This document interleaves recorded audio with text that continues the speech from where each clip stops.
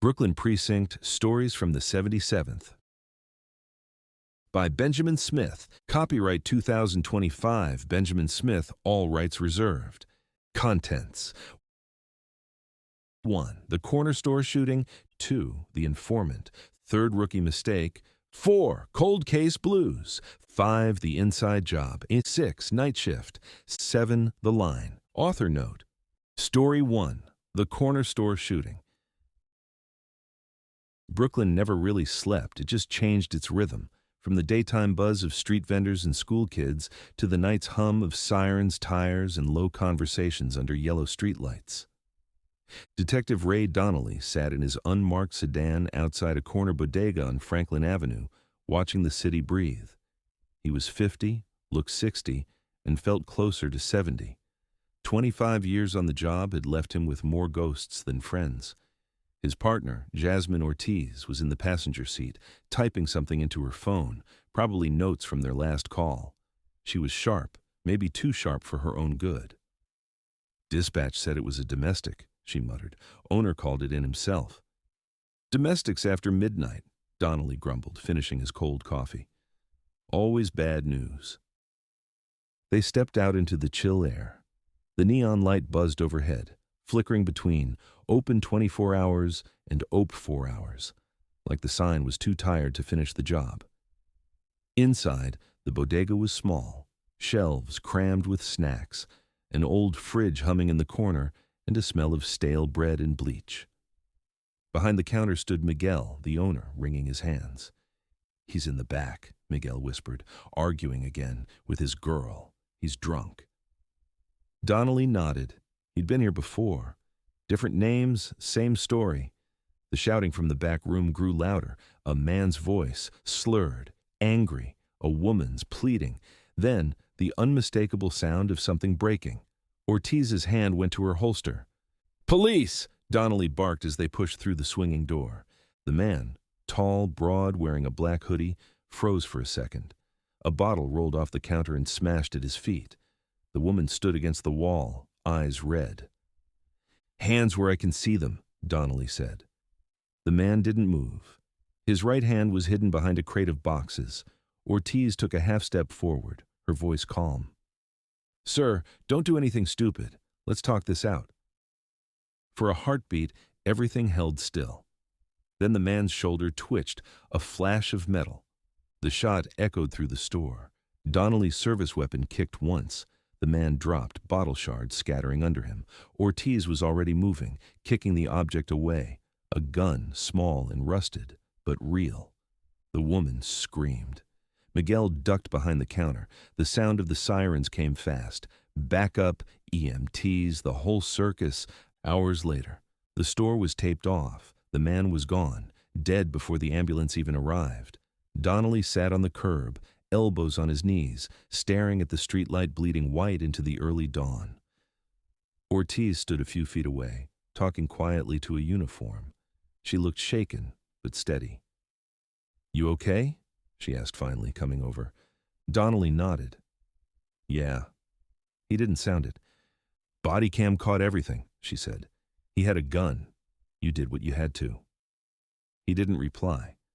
A young reporter was already across the street, filming the scene on her phone. A bystander shouted something about trigger-happy cops. Donnelly barely heard it. He just stared at the camera's red light, like it was an accusation. Later that week, the footage hit social media before breakfast.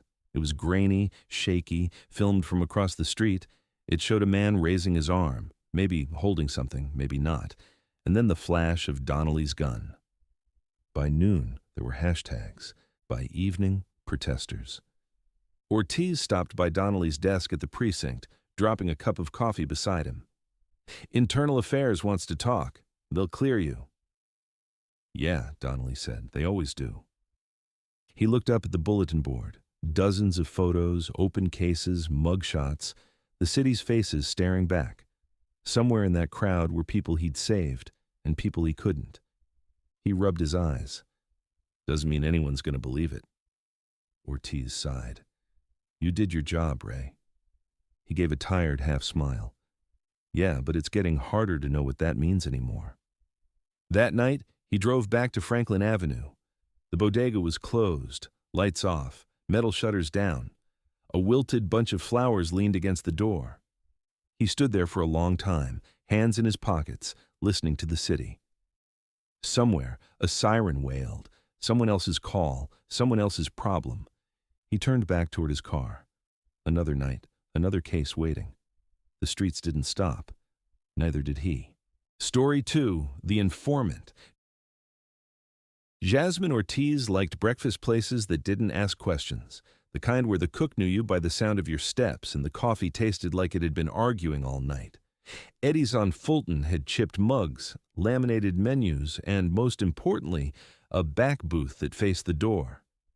Her informant, Luis Lulu Rivera, was 10 minutes late and counting. She watched a bus sigh at the curb, watched a couple argue quietly in the window reflection, watched steam rise off the grill. Donnelly sat across from her, splitting a cinnamon roll with a knife that had seen better days. "You sure he'll show?" he asked. "He texted at 5, she said. Said he had something fresh on a new pipeline, big names. He sounded scared." "Scared's a good reason to be late," Donnelly said, dry. "Better reason to run." The bell over the door chimed. Not Lulu. 2 construction guys, boots muddy, laughter loud. Ortiz checked her phone. 2 unread messages from dispatch about last night's statements. Nothing from Lulu. She pushed the cinnamon roll back to Donnelly. "Give him 5. They gave him 15. When they finally left the diner, morning was stretching over the block, washing the street in a pale light that made everything look honest, even when it wasn't. Donnelly tossed the bill on the counter. Eddie nodded without looking. Ortiz called Lulu twice, then texted, "You're spooking me. Where are you? No RID receipt. No dots." By noon, she'd left 2 voicemails and a message for Lulu's mother, who worked the counter at a laundromat on Nostrand. At 2, she stopped pretending patience and headed there. The laundromat smelled like soap and damp quarters. Fans pushed warm air in circles. Photos of nieces and saints lined a corkboard behind the register. Mrs. Rivera looked up, eyes red from lack of sleep rather than tears. "He left last night," she said before Ortiz asked. "Said he was going to meet a friend. Didn't say who. He said it was work." "Work with me?" Ortiz kept her voice gentle. Mrs. Rivera worked her lip. "He didn't say, but he wore the jacket he wears when he thinks he's clever." Ortiz knew the jacket, bomber, frayed at the wrists, a patch peeling on the shoulder. A $100 look worn 1,000 ways. "He have a spot he goes when he's nervous?" Mrs. Rivera hesitated, then slid a key across the counter tied to a plastic tag. "Room 3B. He didn't want me to know, but I know.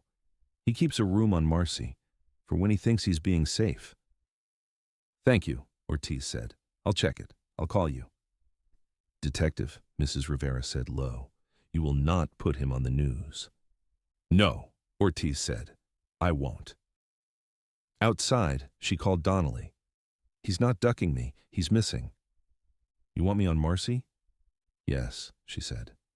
"Bring gloves." 3B was a closet with a window, a mattress on a box spring, a folding chair, 3 shirts on a nail. The small things spoke. A gas station coffee cup, a Metro card with 6 rides left, a burner phone wedged under the mattress with a strip of tape. Donnelly held the phone up, squinting at the scuffed screen. "Locked?" Ortiz took it, tapped in a date, 0323, Lulu's sister's birthday. The phone opened. "Not bad," Donnelly said. The messages were sparse. Lulu wasn't a novelist. Unknown. Drop is Thursday. Franklin Yard. Ask Ortiz if she's still with the old man. Then, "You'll get hurt if you're cute about this." Then a string of numbers that looked like nothing until Donnelly said, "Those are partial plates. City vehicles." Ortiz scrolled. A note file contained names she recognized, 2 local runners, 1 mid-level dealer they'd popped last spring, and a name she didn't, Shell Osiris. Next to it, not a person, Ask Lee. The last outgoing text was a selfie of a curb and a sneaker tip. Sloppy, rushed, or coded. She photographed everything with her phone, then bagged the burner. "You're calling this in?" Donnelly asked. "Not yet," Ortiz said. He gave her a look. Not judgmental, protective, almost fatherly, but one that said, "You know the rules."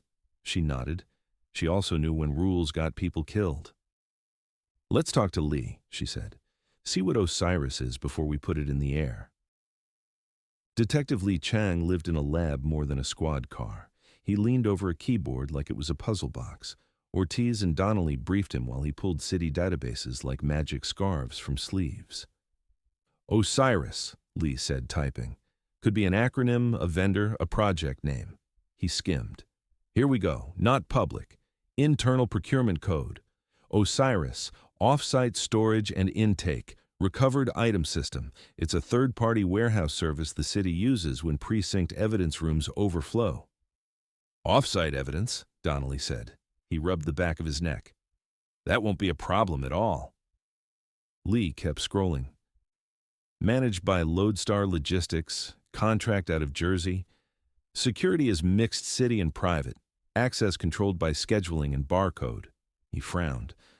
"Looks like plate reader hits for vehicles on those runs get suppressed from general queries for 48 hours. Flagged as sensitive movements."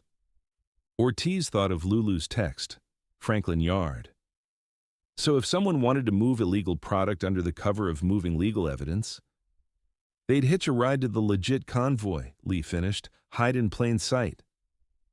Donnelly's eyes went flat. And if someone with a badge was smoothing that route, Ortiz's stomach went cold.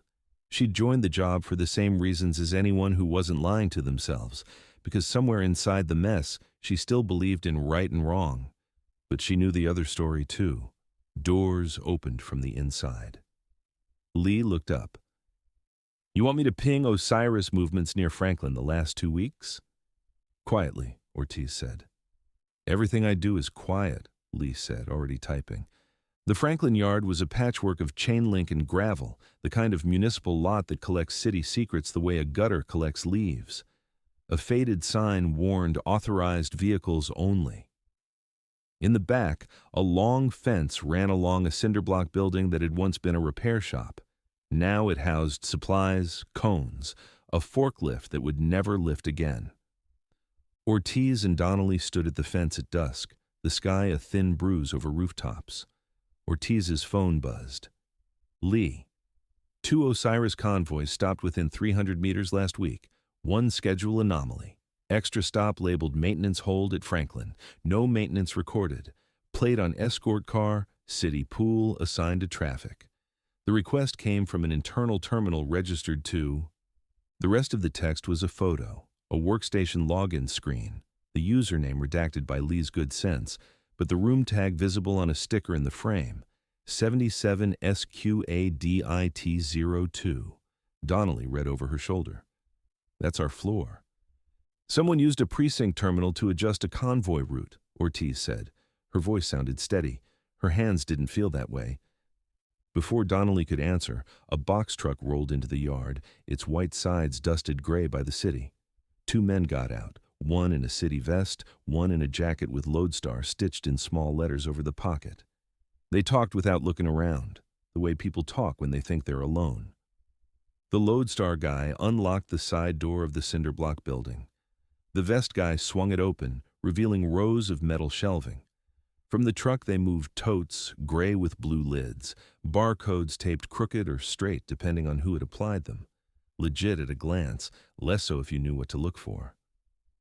Ortiz looked. "Third tote," she said softly. "No barcode." Donnelly saw it too. "Showtime?" "Not yet," Ortiz said. 2 men, 1 door, no eyes. That says more inside." They watched from shadow. A second truck idled at the far end of the lot, lights off. A third man stepped from the building, plain clothes, confident, talking like he owned the ground. He held a clipboard, the prop of honest work. Ortiz's eyes adjusted. His face nudged memory. She'd seen him in the hallway at the precinct near the elevators. Not a cop, a consultant, vendor. He had the posture of a man who never wore a uniform, but liked telling people who did how to use theirs. He pointed not at the shelves labeled OSIRIS-EVIDENCE, but at a row of unmarked boxes against the back wall. The Lodestar guy slid one out. It sagged heavy in his arms. The man in plain clothes nodded, satisfied. Donnelly's jaw tightened. "You want to call it now or be heroes later?" "Neither," Ortiz said. "We call it smart." She dialed Lee. "I need a quiet picture of our friend in the blazer. Anything on Lodestar contacts at the precinct and any vendors issued passes for 77. "On it," Lee said. The Lodestar guy shifted another box. The yard light hummed. A siren murmured somewhere, far away, a reminder that the city had 1,000 other problems. Ortiz felt the tremor before she understood it. The air changed, a softness of sound, the way you sense a person behind you by the temperature of a room. She moved by instinct. "Ray!" The first hit took the gravel at their feet. Second, cracked the fence post. Somebody on the adjacent roof had eyes on the yard and didn't like the audience. Donnelly shoved Ortiz down behind a stack of broken pallets as splinters jumped and the chain link sang. "Back, back," he hissed, already scanning angles, counting beats. The shots weren't panicked. They were placed. A warning or a message. The Lodestar men dove for cover inside the building. The plainclothes man didn't flinch. He lifted a phone, said something into it, then tipped his head toward the roof like a man telling a neighbor. "That'll do." The shots stopped.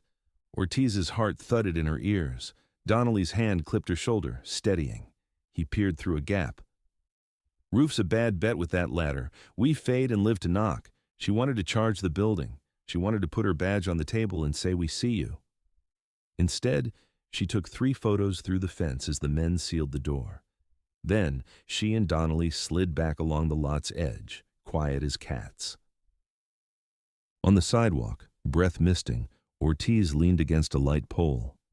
They knew someone was watching. Donnelly looked back at the fence. "Or they know someone in the building told us to watch."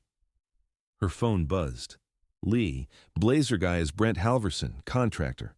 Process optimization for Lodestar. He's got a recurring day pass for 77, issued by admin last month. And Jasmine, your badge ran a viewer ping on Osiris records this afternoon because of my search. Be careful who you loop in." Ortiz stared at the message until the words blurred. "We're not just stepping on toes," she said. "We're stepping on a foot that's in our house." Donnelly nodded once. "Then we mind where we put our weight." They didn't sleep. At 2 a.m., Ortiz sat on the floor of her living room, papers fanned around her like fallen shingles. She marked a timeline. Lulu's texts, Osiris stops, Halverson's passes, the Franklin anomaly. The pattern was tight enough to hum, flawed barcodes, extra stop, unlogged box. Move something illegal between 2 legal points and tell the computer you're fixing a printer jam. She thought of Lulu, of his nervous hands picking at a cup lid at Eddie's, of the way he always smiled at his sister through the laundromat window like she was the only good thing that made sense. She had brought him into this world, the half-in, half-out space where people help cops because it pays, or because it feels like redemption, or because they don't know how to say no. Her phone lit in the dark. Unknown. "You don't want to find me." She stared, typed, "Where are you?" 3 dots. Then, "Ghosts don't have addresses." She dialed. The call rang once, then died. She swallowed frustration. Don't chase ghosts. Chase the living. She circled Halverson. At 5, she texted Donnelly. "Wheels up in an hour. We visit Lodestar." The Lodestar office lived in a box building in Secaucus, where secrets went to sleep beside warehouses and came awake when the trucks did. The lobby smelled like new carpet and coffee that had been poured at 6 and stirred at 9. A receptionist with smooth hair and a careful smile told them Mr. Halverson had stepped out. "Stepped where?" Donnelly asked. She blinked. "Out." "We're with the NYPD," Ortiz said, showing the badge. "We'll wait." They didn't wait. Donnelly drifted like a bored uncle, looking at framed photos of happy employees lifting boxes. Ortiz took the hall and stopped when a door opened ahead, and a man in a gray blazer nearly collided with her. Up close, Halverson looked like the kind of fit that came from a gym membership you could afford to skip. His eyes were pale, his smile practiced. "Detectives," he said, voice warm. "What can Lodestar do for the city of New York today?" "We have a question about a maintenance hold at a city yard off Franklin," Ortiz said, "where you don't do maintenance." Halverson glanced at his watch, then at the receptionist, then back. "Occasionally our routes change because your department requests flexibility. I'd be happy to pull the records if you send a formal inquiry." "We did," Donnelly said. "It got lost in the mail." "That happens," Halverson said. "Government?" Ortiz held his gaze. "You were there last night." His smile didn't dim, but something behind it did. "I visit many of our locations." "You had an unlogged container on a rack labeled evidence," Ortiz said. "That's a problem for both of us." "I don't handle containers," he said. "I handle process. If a label is missing, that's an internal QA issue. You know how busy public contracts can get." "Busy enough to need a roof watch?" Donnelly said, voice mild. Halverson's eyes flicked, the smallest muscle moving in his jaw. He took a breath that added a second to his life and said, "Detectives, if you're implying wrongdoing—" "We're implying curiosity," Ortiz said. "You know what kills curiosity? Paperwork. Send me your last 6 months of route deviations and contractor pass logs for 77, and we'll get out of your lobby." "I'll need authorization," Halverson said. "You'll get it," Ortiz said. "From us." They left with a smile that would never reach their eyes and a pair of lobby cameras watching their backs. In the car, Ortiz exhaled. "He's not scared," she said. "He's covered." "He thinks he's covered," Donnelly said. "There's a difference." Ortiz's phone buzzed again. "Unknown. He's not the one you should be afraid of. You're looking at the face, not the hands." She tapped. "Where are you?" 3 dots. Door on Franklin. Black paint, no numbers, noon. "Come alone." She showed Donnelly. He shook his head. "No. He won't come if he sees you." "He won't live if you go alone," Donnelly said. She thought of Lulu's mother, of the key, of the way a city could swallow a person without leaving teeth marks. "Then we do almost alone." The door with no numbers sat between a shuttered barbershop and a stairwell that went nowhere. Noon pushed sharp light down the street. Heat rose off asphalt already bored of the day. Ortiz stood in plain clothes, hair tied back, badge in her pocket, phone in her hand. Donnelly was a block away in the car, which he pretended not to hate. The door opened a crack.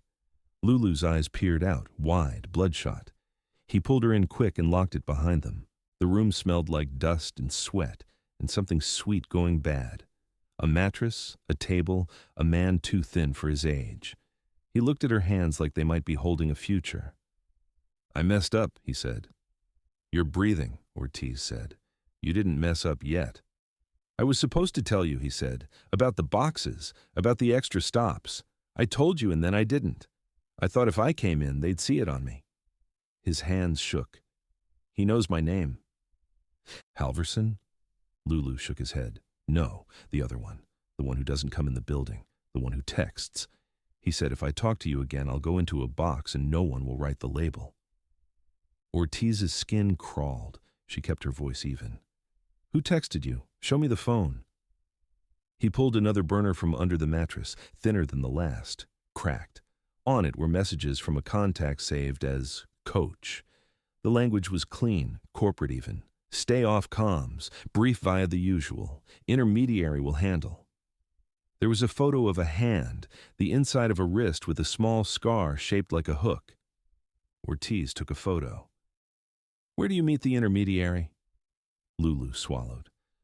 "Sometimes Franklin. Sometimes the lot behind the old church on Bergen. He tells me when the trucks stop. He says what to look for. He doesn't know I told you, I think. But last night someone was on the roof." "I know," Ortiz said. "They know you know," he said, almost whispering. "They said your partner shoots fast." "He shoots when he has to." She kept the steel in her tone quiet. Lulu's eyes went to the door. "You shouldn't have come alone." "I didn't."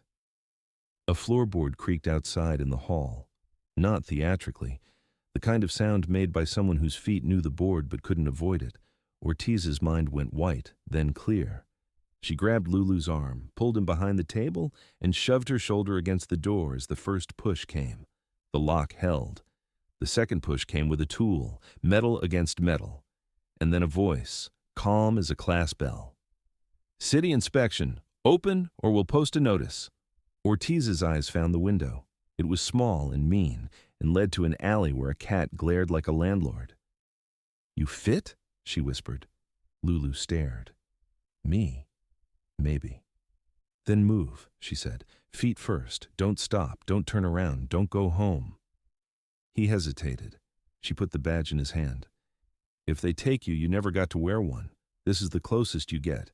It means you go when I tell you." He went. The window scraped his shoes, his shoulders, bit a little skin. He dropped into the alley with a grunt and a curse too soft for a transcript. Ortiz heard Donnelly's car hum to life down the block. Good. The door gave on the third hit. It swung wide as a man in a city vest stepped in, eyes flat, hand empty, other hand not. He paused at the sight of a badge in the dust and a detective, standing like someone who had made up her mind about a long list of things.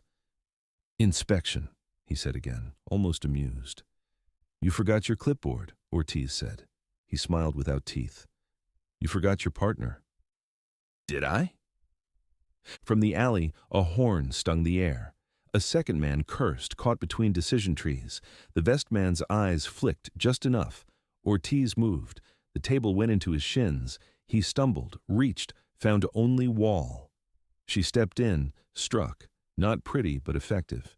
He went down on the mattress. The room pinwheeled. The window screamed as the second man tried to force it from outside and failed. Sirens grew, not like a lullaby this time, but like a promise. Donnelly had chosen his weight well. The vest man looked up at Ortiz from the floor. He wasn't worried. He wasn't anything. He said, "You're late." "For what?" she asked. "For understanding," he said. "You're looking at the face, not the hands." She thought of the text. She thought of Coach. She thought of a wrist scar like a hook. She thought of a terminal on her floor and a pass issued with her building's address.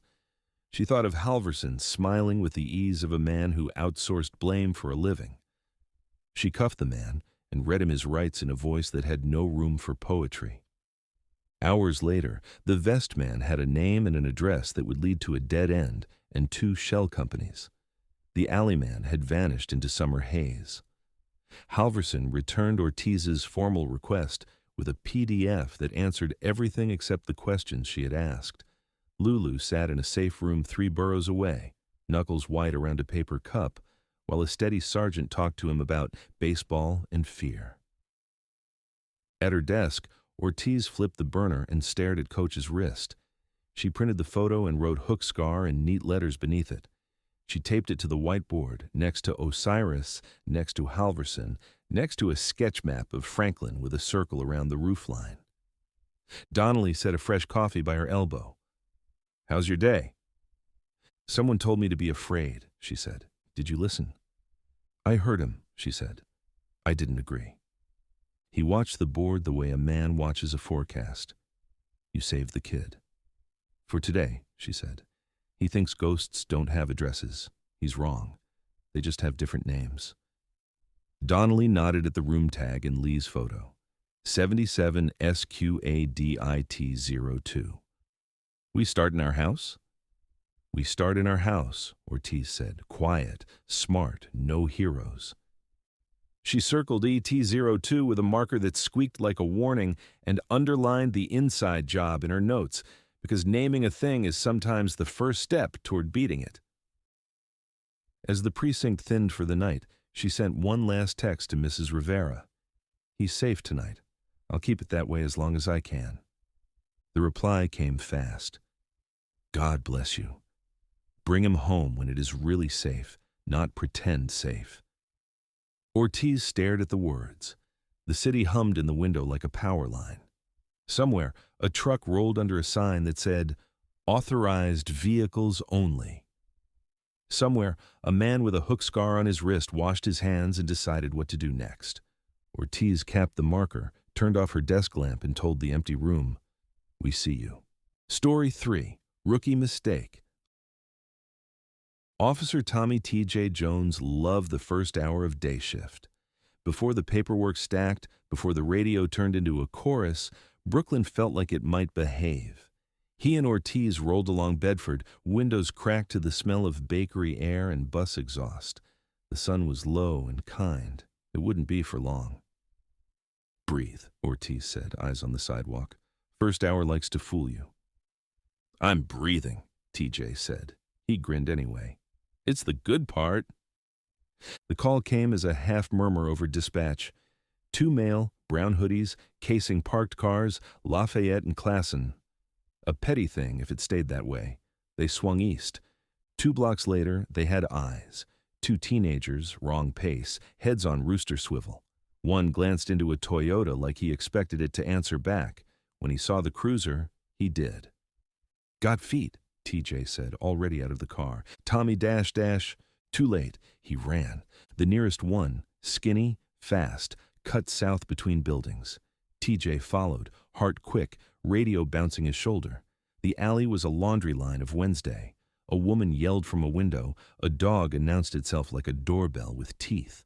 Ortiz, behind him, broke right to head them off at the far end. "TJ, don't overrun," she called. He didn't plan to overrun. He planned to catch. Then the skinny one pitched a glance back and hooked a left through a busted chain link, cutting across a small yard scattered with kids' toys. TJ slipped through after him and snagged his duty belt on the torn wire. It was a small snag, a small tear. Small things matter. He didn't notice the holster strap had popped. They exploded out onto another block. A sanitation truck exhaled at the curb. The skinny one veered, hit the slick stripe of a spilled iced coffee, and went down hard. TJ was on him in 2 strides, knee on his back, cuffs on in 3 clean clicks. He looked up toward the street. Ortiz was corralling the second kid, slower, wider, hands up, palms out. The second kid shook his head and sat on the curb, like a man waiting for a bus. "Breathe," Ortiz said when TJ stood. "Now you breathe." He breathed. "All good." They cleared the kids. No warrants. Nothing on them but a screwdriver, a glove, and a terrible plan. Warnings, a station visit, stern phone calls to mothers who'd heard worse and would hear better again. The boys left, chastened and already plotting a story that painted them as smarter than they had been. Back at the car, TJ reached to check his gear. He touched his holster. His hand closed on air. There are moments the world turns into a room with no oxygen. He looked once more, like reality might be in a different pocket. He looked at Ortiz and knew his face had told the story before his mouth caught up. "Say it," she said quietly.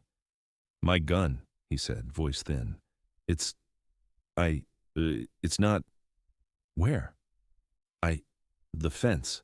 The yard. It must have." He didn't finish. He didn't say fallen, because guns don't fall. Cops let them fall. Ortiz's jaw set. "We go now. We retrace. We do not time travel. We do not guess. We do not talk to anyone yet. We find it." They were back through the alley in seconds, eyes scanning like scanners. The torn fence grinned a metal smile. The yard was quiet, toys still. A woman in a robe held a toddler on one hip and suspicion on the other. "Ma'am," Ortiz said, "we're missing police property. Did you see anything on the ground like—" "A gun?" she said, her eyes sharpened. "No. Lord, no." TJ scanned the dirt, footprints, a scuffed circle where 2 feet had turned, a plastic truck with 1 missing wheel. His stomach dropped through a trap door. "Radio," Ortiz said. "Keep it low. We call it before someone else does." TJ did the only thing harder than a foot chase. He told the radio he'd lost his weapon. The response was swift and rehearsed, the way a hospital staff moves when the monitor flatlines. Units rolled to the block. Yellow vests appeared with a confidence they didn't need to borrow. Children were ushered inside. The dog turned from doorbell to drum. They searched the yard, the alley, the fence line, the trash cans, the inside of a rusted grill, under a stoop. Nothing. Footage, Ortiz said. Ring cams. They knocked 3 doors. 2 had cameras. They watched video of TJ clearing the fence, belt caught on ragged metal, holster clocked by the snag just right. The grainy footage showed a black shadow drop into the weeds and bounce once. 10 seconds later, a hand, small, quick, reached from behind the stoop and tugged it out of frame. The hand belonged to nobody on camera. The angle cut off the wrist. "Kid?" TJ asked. He wanted it to be a dumb kid. Ortiz didn't answer. She replayed the clip, counted seconds, angles. "Someone was waiting. Waiting for me to lose it?" "Waiting near the fence," she said. "Maybe they got lucky. Maybe they got a text." He heard internal affairs in the space between her words, even though she hadn't said it yet. He heard career in the echo of the dog's bark. He heard his father, the man who'd told him to be a teacher because teachers don't misplace bullets, and he heard himself tell his father he was going to make a difference. The radio crackled. "Signal robbery in progress, Myrtle and Spencer. Suspect armed. Shots fired." It was 6 blocks away. Ortiz looked at him. He didn't have to ask the question. He knew the answer would hurt. "Go," she said. "We go." They went. The deli on Myrtle had been disassembled the way a storm takes apart a dock, glass like hail on the linoleum, a man on the floor holding his side and swearing softly in a language that doesn't require translation. A woman behind the counter on the phone, voice high, breath high. He took the money. He waved the gun. He said not to be heroes, she said when she saw the badges. He fired, I think to scare. She pointed at a dent in the soda fridge. He ran east. "What did the gun look like?" Ortiz asked. "Black," the woman said. "Like all guns." "Anything on it? Tape? Mark?" The woman hesitated, eyes flicking to the door like secrets might walk back in. "It had a blue mark on the handle," she said finally, like a sticker got half peeled. TJ closed his eyes. Blue grip tape, frayed on the lower corner where he'd been meaning to fix it. He knew the feel of that tape better than he knew the feel of his own name. He opened his eyes to a world narrowed by fact. "Direction?" Ortiz asked again. The woman pointed east. "Hood up, fast." They were out on the sidewalk in a run. 2 uniforms waved them toward Vanderbilt. A cyclist yelled something about a kid in a hoodie. People are great witnesses about things they wish they saw. They cut through an alley and came out onto a side street in time to see a figure clear a chain link and drop into a vacant lot. TJ felt his legs remember the morning. He started forward, and Ortiz's hand closed on his arm. "Slow," she said. "We don't chase a gun with bare hands." An unmarked rolled up, Donnelly behind the wheel, his jaw already set like the verdict. "I heard," he said to TJ, eyes holding his steady without softness. "We're fixing the leak, then the pipe, not the paint." They split. Uniforms boxed the block. Ortiz and TJ took the south end. Donnelly cut west. In the lot, a teenager paused behind a burned-out sedan, chest heaving. He looked little until he lifted the gun. When he saw a uniform at the north fence, he flinched, glanced south, saw TJ, and panicked. He didn't point the gun. He tossed it, a bad pass in a worse game. It skittered across broken glass, clanged off an axle, and settled near a storm drain whose grate was half loose. For a second they all stared, the way people stare at a glass tipping. Time thickened, choices thin. "Don't," Ortiz said, voice steady, palm out. The kid froze, fingers open, eyes wide. He wasn't older than 16. He looked at the gun like it had betrayed him, and the drain like it promised escape. "Hands up," Donnelly called from the west, his shadow long now. The kid hesitated, then lifted his hands, slowly, as if the air might crack. He didn't look at the cops. He looked past them, somewhere private, somewhere quieter. TJ moved with care, foot to foot, eye on the gun. He crouched, lifted it by the back, kept the muzzle away, and felt a piece of himself lift back into place. The relief was brief and sharp. A serial number on the slide he knew by heart. His. The kid went to the ground without a fight, cheeks hot, eyes wet with anger he didn't have words big enough to hold. A uniform cuffed him, read him rights. The gun went into an evidence bag with the care of a priest handling a relic. In the bag, the blue grip tape winked like a bruise. The next part was rooms. Rooms with vents that wheezed and chairs that didn't. Internal affairs moved like winter, not fast, not slow, inevitable. They asked for everything. They took TJ's belt, his vest, his body cam, his statement, his quiet. He gave it all. The IA lieutenant had the posture of a man who'd seen every version of the same mistake and cataloged them by the way officers' hands shook. He listened without interruption. When TJ finished with the fence in the yard and the camera in the hand, the lieutenant nodded once. "Rookie mistake," he said. "No warmth, no cruelty. A stamp on a file." "Yes, sir," TJ said. "You can argue with gravity or you can stand up." He chose the second. "We'll test fire your weapon, match it to the deli. We'll look at the footage. You'll write a desk while we do." The lieutenant paused. "You'll also rewrite your statement twice with fewer adjectives." "Yes, sir," TJ said again.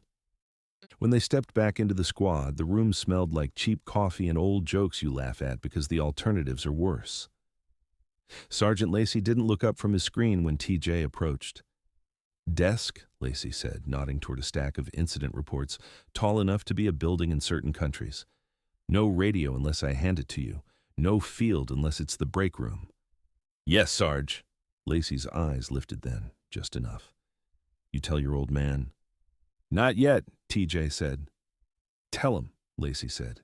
"Tell him what you did and what you're doing now. Then fix your holster and your head. In that order." TJ nodded. He sat. He wrote. He tried not to listen to the radio sing other people's songs. Across the room, Ortiz and Donnelly sat with Lee, the IT tag 77SQADIT02 still etched on Ortiz's whiteboard like a dare.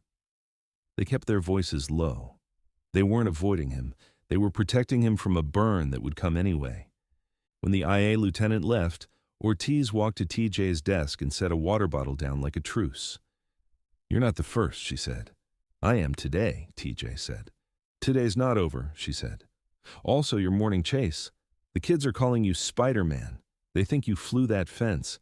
Enjoy the legend while it lasts." He half smiled.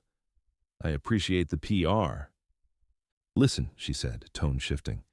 "The hand on the fence camera? It wasn't a kid's hand." He met her eyes. "You're sure?" "Too clean," she said. "No bracelets, no stamps from the club. Wrist hair shaved to the watch line." She mimed the edge with a finger. "And there's a scar. Small. Hook-shaped."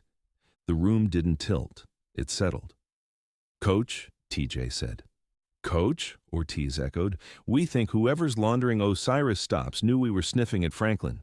They might have had eyes and ears on the block. They might have nudged a fence so a rookie's gear would hang. They can't make gravity do tricks, but they can offer it a stage." "You think they used me," he said. He hated how small the words felt. "I think they're not above using anyone," she said. Donnelly joined them, coffee in his hand like a prop he'd forgotten to drink. "IA will do their dance," he said to TJ. "You'll take your lumps. Then you'll get back out there with your strap triple-checked and your pride where God intended it, somewhere behind your work." TJ nodded. "The kid at the lot?" 16. "Name is Deshaun Price," Donnelly said. "No priors. Says a man handed him the gun behind the deli and told him to toss it if cops showed. Description fits half the city. Hoodie, mid-30s, calm." "Calm," Ortiz repeated. "That word keeps coming." "Because calm doesn't panic," Donnelly said. "Calm places shots at fences as warnings. Calm adjusts route logs from inside a building and waves at cameras like they're neighbors. Calm is who we can't see yet." TJ swallowed. "I want back in when you find him." "You will be," Ortiz said. "But not because you want it, because you've earned it. Do your time, fix your belt." He nodded again, as if nodding could ladder him out of the hole he'd dug. Maybe it could. They found a thread that afternoon because Lee refused to let small things go. He scrubbed the ring cam footage frame by frame, cleaned the pixels with a patience usually reserved for monks and bomb techs. The hook scar wrist came into view with more shape. On the inside of the wrist, just above the scar, a faint discoloration. Never a tattoo, exactly, more a shadow of one removed. Laser fade, Lee said, showing Ortiz and Donnelly the screen. Amateur job or an old one, and there's a tan line above the wrist. Not a watch, something thinner, a bracelet, rubber or silicone. A runner, Ortiz said, or someone who wants you to think he runs. And the ridge on the index finger? Lee pointed. Callus, not from a pen, from a trigger guard. Cop? TJ asked before he could stop himself. Guns don't belong to cops, Donnelly said. They belong to whoever holds them. But I'll say this, someone with hours behind a trigger. Plenty of civilians have those, so do private security. Lodestar's guards, Ortiz murmured, or their friends. Lee swiveled back to the keyboard. I'll cross the pass holder list for anyone with prior service or active shooting club memberships. Not perfect, but it narrows. Quiet, Ortiz said. No flags. I promote silence, Lee said solemnly, and got to work. At 7 p.m., TJ took the longest walk in a man's day, from his desk to the curb where his father waited in an old sedan that had survived 2 sons and 1 divorce. Mr. Jones had a teacher's calm and a plumber's hands. He watched his boy approach with eyes that had learned too much hope comes dressed like disappointment. Dad, TJ said, leaning in the window. You hungry? His father asked. Not really. You will be, his father said. That's how it goes. I messed up. His father rested his forearms on the wheel. Tell me the 3 parts, he said. What happened? What you did? What you're doing next? TJ did. He left out nothing important and no one unaccountable.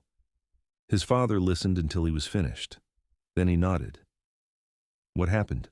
Gravity and offense. What you did. You told the truth and you didn't run. What you're doing next? You'll fix your gear, you'll take your lumps, and you'll get better or you'll quit. Don't quit. TJ felt the sting behind his eyes and blinked it back because he was still in uniform, and uniforms are a kind of armor no one tells you how to hang up. Yes, sir. His father reached out, touched the blue tape on the evidence receipt peeking from TJ's pocket, and smiled without humor. Fix that, he said. That's ugly. They both laughed, because sometimes laughter is the only way to keep a room from drowning. Back inside, Ortiz wrote a line at the bottom of the whiteboard beneath Osiris, Halverson, Coach, Hookscar, and IT-02. She wrote, Storm drain near Myrtle. Donnelly watched the ink dry. You think he aimed for it? He tried, she said. He missed. You don't miss drains if you've practiced, Donnelly said. Maybe he hasn't, Ortiz said. Maybe he's calm, but not perfect. Perfect doesn't exist, Donnelly said. You know who said that? You, she said. Your rookie said it this morning, he said. Before he learned something you can't teach. What's that, she asked. How to stand up when the room has no oxygen, he said. She glanced over her shoulder at TJ, head down over forms, pen moving, shoulders squared. He'll be okay, she said. He will, Donnelly said, or I'll teach him until he is. The radio crackled. Another call. Another block. Another hour where the city would behave until it didn't. Ortiz uncapped the marker again and drew a small circle around Coach. Not victory. Not even progress that could be measured outside a room.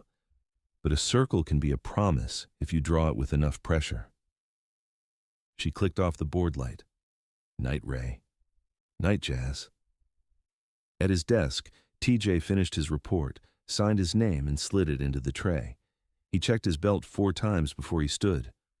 On the way out, he stopped at the supply closet and grabbed a new holster retention strap. He studied it like a man reading scripture. Outside, the air was cool and human. A bus sighed at the curb. Somewhere a teenager named Deshaun was lying on a mattress, thinking about a gun he had thrown and a life he hadn't. TJ turned his face up to the streetlights. Brooklyn didn't look kind anymore. It looked honest. He could live with that. Story 4. Cold Case Blues. Detective Ray Donnelly kept the old case file on the bottom shelf, behind a box of printer paper no one ever opened because it squeaked. 25 years on the job taught him where to hide the things you don't want to trip over by accident. He took the file out like a man lifting a brick he'd laid himself. Victim: Maria Santos. Year: 2009. Location: a basement laundry on St. Mark's. He had chased it until the budget ran thin and the witnesses got tired, and his marriage could no longer share a table with his hours. The box had waited, patient as concrete.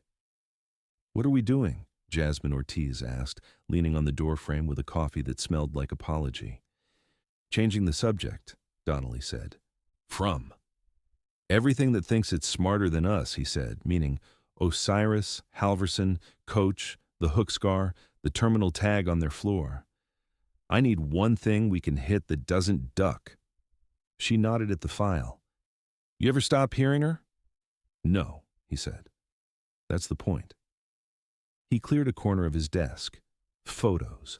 A laundry room with paint flaking like old snow, a rolling cart on its side, a smear on the concrete like someone had tried to erase a shadow.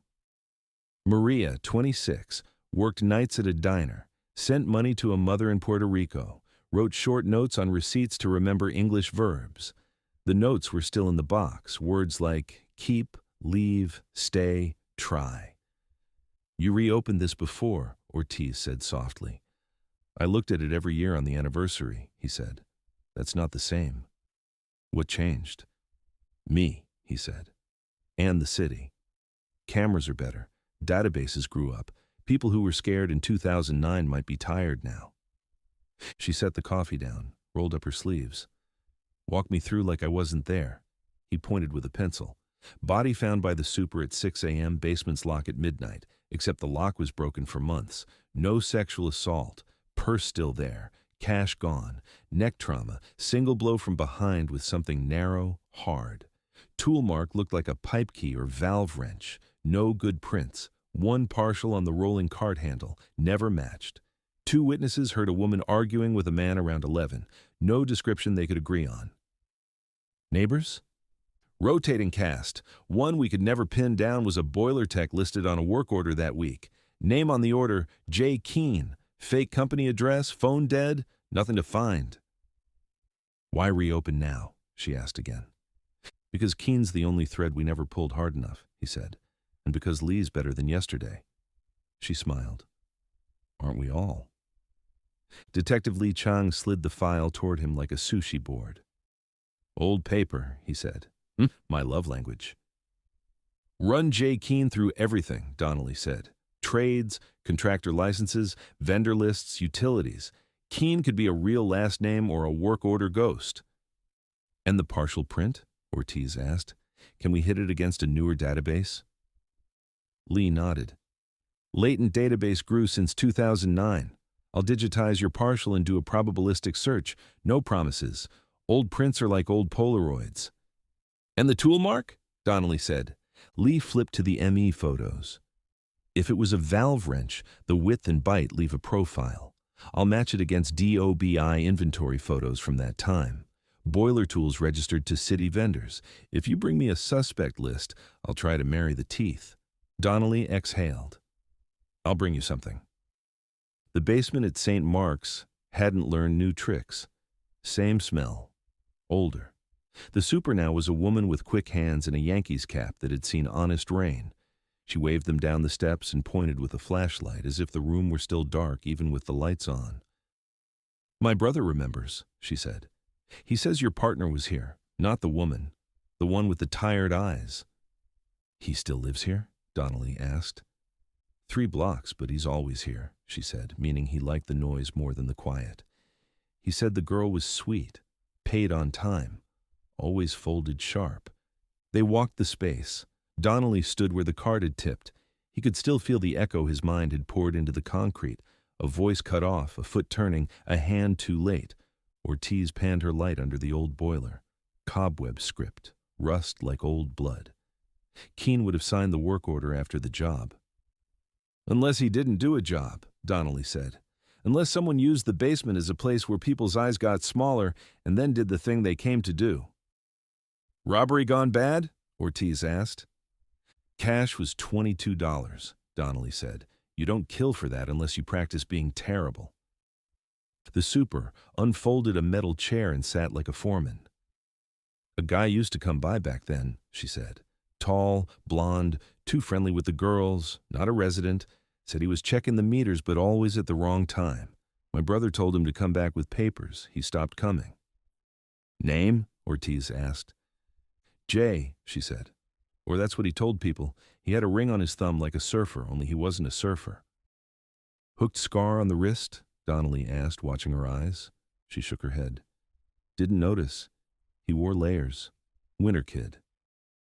Ortiz and Donnelly traded a glance, that small, silent language partners learn. You put away the big case when you're working an old one, but the city doesn't respect your borders. They canvass the block anyway.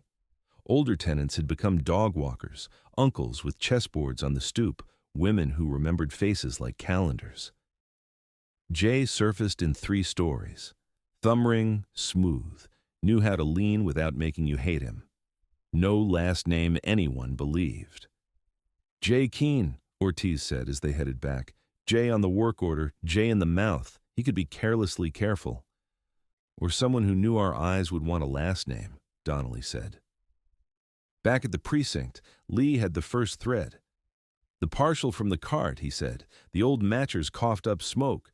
The new ones coughed up a maybe. Keene with 2 E's. Jeremiah Keene. Lives in Queens now. Former boiler tech with Empire Heating from 2008 to 2011. Later contracted to city facilities on and off. Convictions? Ortiz asked. 2 sealed youthful offenders from the 90s, Lee said. Misdemeanor trespass. A 2020 arrest for possession of burglar tools, dismissed. He volunteers at a boxing gym on Saturdays. Married, no kids. One more thing.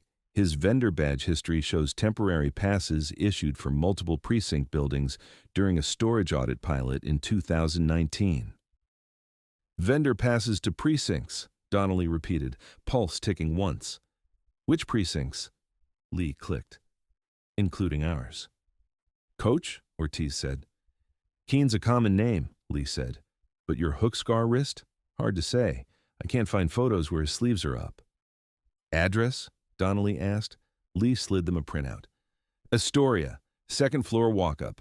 Landlord hates him or loves rent. No repairs logged. Sergeant Lacey stepped over. You 2 playing the past? We're checking a name, Donnelly said. Your past has a way of making messes in the present, Lacey said. Bring a mop. Jeremiah Keene opened his door like a man who respected peepholes.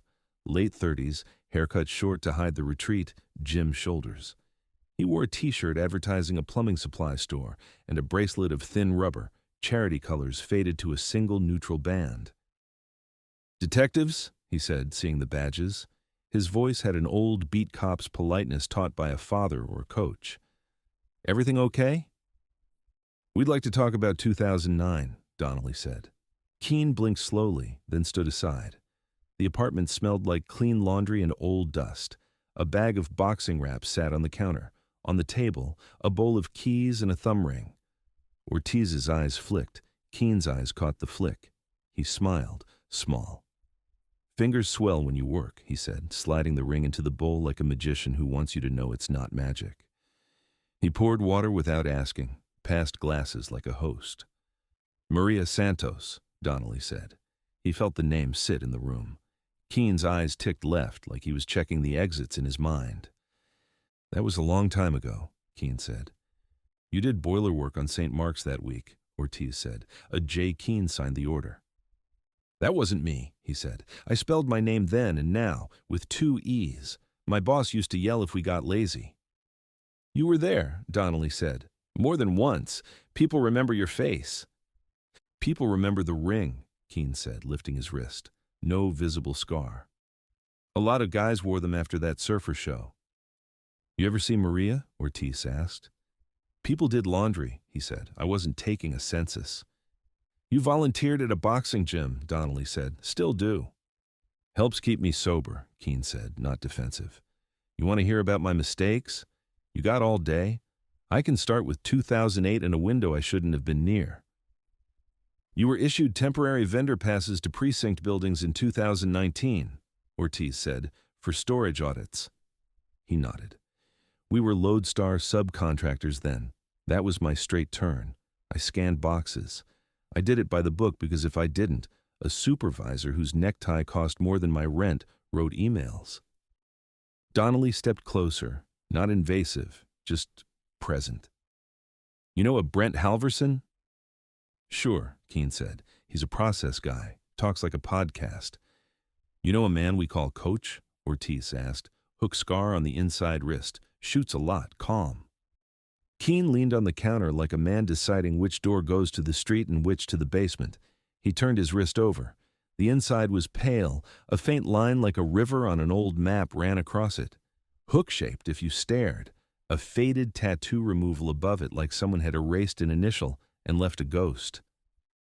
Car accident when I was a kid, he said, reading their eyes. The tattoo was dumb. I got smarter. Where were you the night Maria died? Donnelly asked. Keene's jaw worked. In 2009? I can tell you I was using. Which means I can tell you I don't remember and that I could say anything you wanted and it'd be a lie. Ortiz watched the keys in the bowl tremble a breath at a time. You kept your tools, she said, nodding at a canvas bag by the door. Always, he said.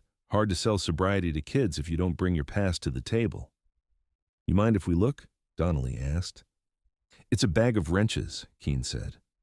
Wrenches can talk, Donnelly said. Keene slid the bag over. Donnelly unrolled canvas with hands that had done this more than sermons. Iron gleamed, numbers stamped into steel, a valve wrench with a bite mark along one jaw. Donnelly felt the ME photo move behind his eyes. Ortiz didn't flinch. We'll take this to test the mark, she said. We'll return it, or we'll bring a warrant if we don't. Keene nodded. You do what you do. Where were you last night? Donnelly asked. Home, Keene said. I have a sponsor who answers at 2 a.m. You can call him. He'll complain and then tell you I was boring. Show us your wrists, Ortiz said. Keene showed them again. The line, the fade, no fresh scrapes, no rifleman's rash, runner's tan where a bracelet had lived all summer. We'll be in touch, Donnelly said. Keene walked them to the door. Detective, he said as they stepped into the hall, if I did that thing, if I killed that girl, you'll find me. You look like a man who keeps promises. I try, Donnelly said. Then I'm not worried, Keene said. At the lab, Lee matched the wrench bite to the ME profile with the caution of a man who knows what circumstantial wears to court. It's consistent, he said, not exclusive. The jaw wear could match 1,000 basement tools. But if this wrench met her neck, it wouldn't argue. And the print? Ortiz asked. You're partial in Keene's left index, Lee said. 71% likelihood with the new model. Again, probabilistic, not proof.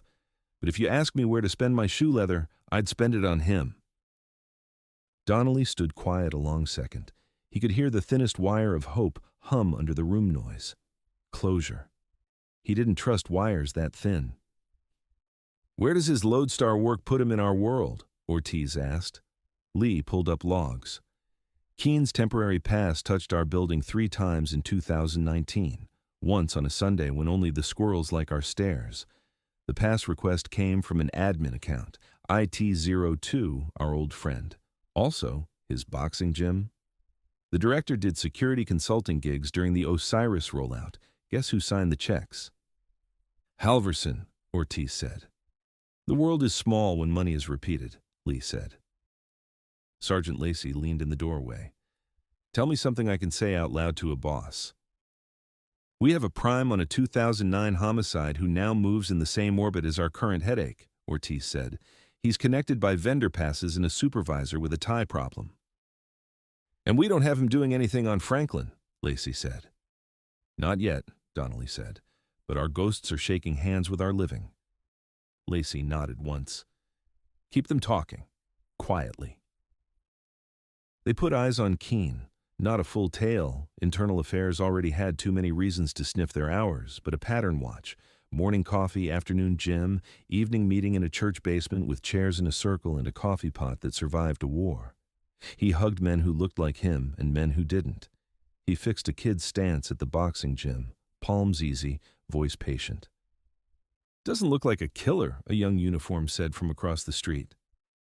Donnelly didn't answer. "People like to think killers look like wolves. Mostly they look like the man who holds the door when you're carrying groceries." On the third day, Keene took a call outside the gym. He turned his back but turned too late. Ortiz's camera caught his wrist as he tucked the phone away. The hook scar flashed clean in the small space between sleeve and band. "Coach?" she breathed. The same afternoon, he stopped by a city lot in Gowanus, talked to a man in a vest who wore his clipboard like a shield, and left without signing anything. Donnelly photographed the vest man's face through a windshield reflection and sent it to Lee. Lee returned a name: Ronan Vale, former private security, current contract runner for Lodestar, Pistol Club member, laser-removed tattoo on one wrist in a 2015 booking photo for a bar fight, expunged, but a copy lived where copies always live. The removal scar shaped like a hook. "Coach," Ortiz said. "Hands," Donnelly said. "Keene's the face people remember. Vale moves the pieces." They mapped Vale's week against Osiris anomalies and found overlap at 3 sites. They mapped Keene against Vale and found proximity. Coffee shops, corners, rooms where a nice guy from the gym could be introduced to a friend who mostly moves boxes. "Can we tie them to Franklin the night we got shot at?" Ortiz asked. "Vale's phone pinged a tower half a mile away," Lee said. "Keene's was off. Or in a drawer. Or in a pond." "Enough to move?" Lacey asked. "Not for Osiris," Ortiz said. "For Maria." Donnelly nodded. "We pull him in on the cold case. No surprises, no swagger. We give him the one thing he might want, a chance to tell a human story before a file eats him." Lacey studied Donnelly's face. "This one took your marriage." "It took time I couldn't get back," Donnelly said. "Now I'm taking time from it." Interview room. Everyone has a version they rehearse in the shower. Keene sat with his hands flat, thumbs not touching. Ortiz ran the board. Donnelly watched her hit the notes right. "You know why you're here," she said. "I can guess," Keene said. "Say her name," Ortiz said. He looked at the table. "Maria Santos." "Tell me what you remember," she said. "I remember laundry rooms," he said, "and the feeling of being in places where you don't belong because you're the only one who knows where a valve hides. I remember being high and thinking I'm a genius. I remember a girl who smiled at a joke that wasn't good." "Did you hit her?" Ortiz asked, plain. He closed his eyes. "If I say no, you think I'm lying. If I say yes, I go to a cage. If I say I don't remember, I'm a coward." "Pick the one that's true," she said. He opened his eyes. "I don't know," he said. "I have blank rooms from that time. Most of them are empty. Some have things I don't look at. Each year I remember less cleanly and more honestly." "Your wrench matches her neck," she said. "Your print touches the cart. A man named Vale stands in shadows with you. He's the kind of calm that uses people like tools." Keene's face changed a degree. Vale hummed in a lot of rooms if you knew how to listen. "Do I get a lawyer?" he asked. "You get a choice," Donnelly said finally, his voice quiet. "Talk now and help us end a lot of things. Or lawyer up and we wait, and maybe we still end them, and you become just another man who didn't say a name when it mattered." Keene's hands curled to fists, then opened. "Ronan was a guy at the gym," he said. "He knew everyone who needed something. In 2009, I needed money. He introduced me to a landlord who wanted basements checked. Not real work. Just look busy and hold a door. I don't remember touching her. I remember running." "Did Vale hit her?" Ortiz asked. "I don't know," Keene said. "He wasn't there when I got scared. But he liked to be near things. He said people make messes and he moves after." "Where is he now?" Donnelly asked. "Everywhere," Keene said. "A miserable truth." "Help us put him somewhere," Ortiz said. Keene stared at the glass, not at himself. but at the shadow he pretended wasn't there. He meets Thursday nights behind the gym. Cash walk-ups, guys with boxes, no phones. He wears a bracelet over the scar when he remembers. When he forgets, you can see it. Donnelly stood. His knees complained about the year. "You'll give a statement," he said. "About 2009. About Vale. You'll lawyer after. We'll book you if we must. But you'll walk into that gym Thursday, and he'll look at you and think you're still a tool. You'll prove him wrong." Keene swallowed. "You telling me to wear a wire?" "I'm telling you to do one good thing clean," Donnelly said. "For Maria." Keene stared at his hands. "Okay," he said. "For Maria." They didn't promise Keene anything they couldn't keep. Paper moved. An ADA who remembered Maria's file agreed not to make speeches. IA raised eyebrows and kept them aloft. Lacey signed things with the speed of a man who knows delay is how you lose. Thursday came with a gray sky and air that tasted like old pennies. In the alley behind the gym, men came and went, boxes existed, and then didn't. Vale appeared like a man who wanted the world to know the world couldn't see him. Bracelet, calm, eyes like a locked drawer. Keene walked up, empty-handed, palms open. The wire hummed in Lee's headphones, a small sound, a nervous heart. "Need work," Keene said. "Work needs people who don't look like they need work," Vale said. His wrist flashed when he lifted a hand. The hook scar showed, brave and stupid. "Coach?" Keene said, testing. Vale didn't blink. "Names are for when people leave. You don't look like you're leaving." Ortiz and Donnelly listened from a van that smelled like stale hope. The recorder drew a line through the night. "Where are we moving?" Keene asked. "Where we always move," Vale said. "Between things." "Franklin?" Keene asked. "Don't say places," Vale said, smile tucked in. "Say boxes, say numbers." "Like Osiris," Keene said, too casual to be casual. The wire popped as Vale's hand touched Keene's shoulder. "You say words you don't own," Vale said. "That makes me wonder who you're talking to when you're not talking to me." Donnelly touched Ortiz's sleeve. "Not yet. You don't break a hand until the fingers reach." Keene breathed. "I'm talking to myself," he said. "Trying to remember the rules. You said the one about no places. What's the other one?" Vale smiled for real this time.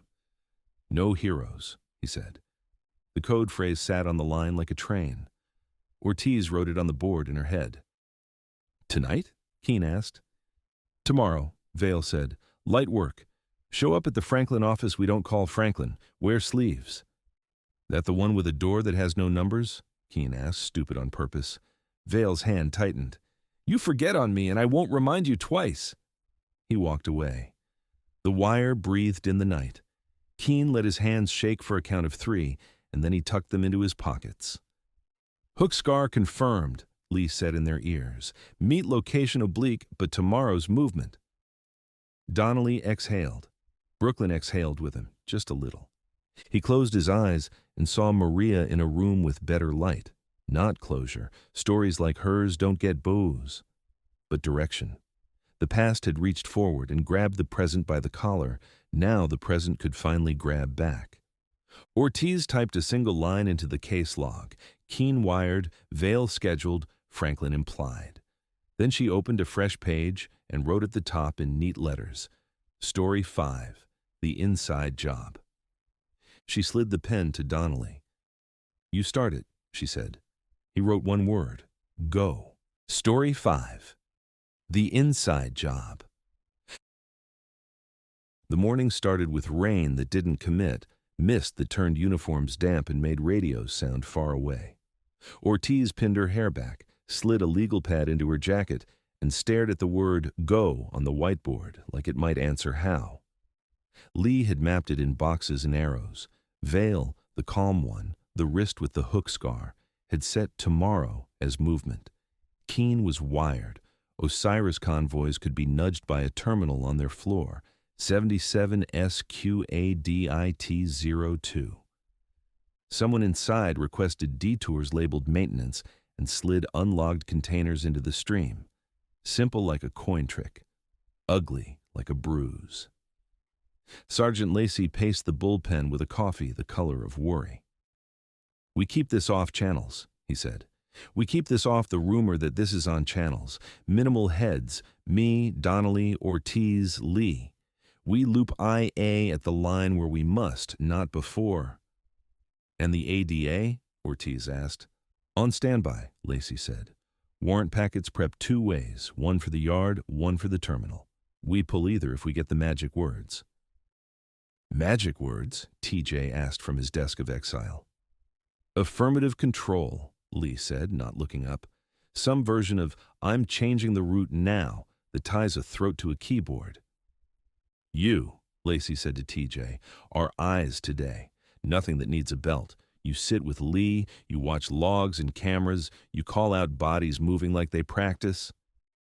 TJ nodded like a man given a stool in a fight, grateful because it's something, careful because it's not much. Donnelly rolled his shoulder like a hinge. "We said it plain," he said. "Keen shows. Vale moves him. Someone in this house shifts the convoy. We take the whole string, not just a bead." 11:10 a.m. Keen texted a single thumbs up from a bus stop on Atlantic. The wire buzzed in Lee's headphones. On the screen, Precinct network pings like fireflies, most harmless, some not. IT-02 sat quiet, a ghost with a name. 11:32 a.m. A city escort car rolled off the Osiris lot in Jersey. 2 Lodestar box trucks behind it, barcodes tidy, manifests clean as Christmas lists.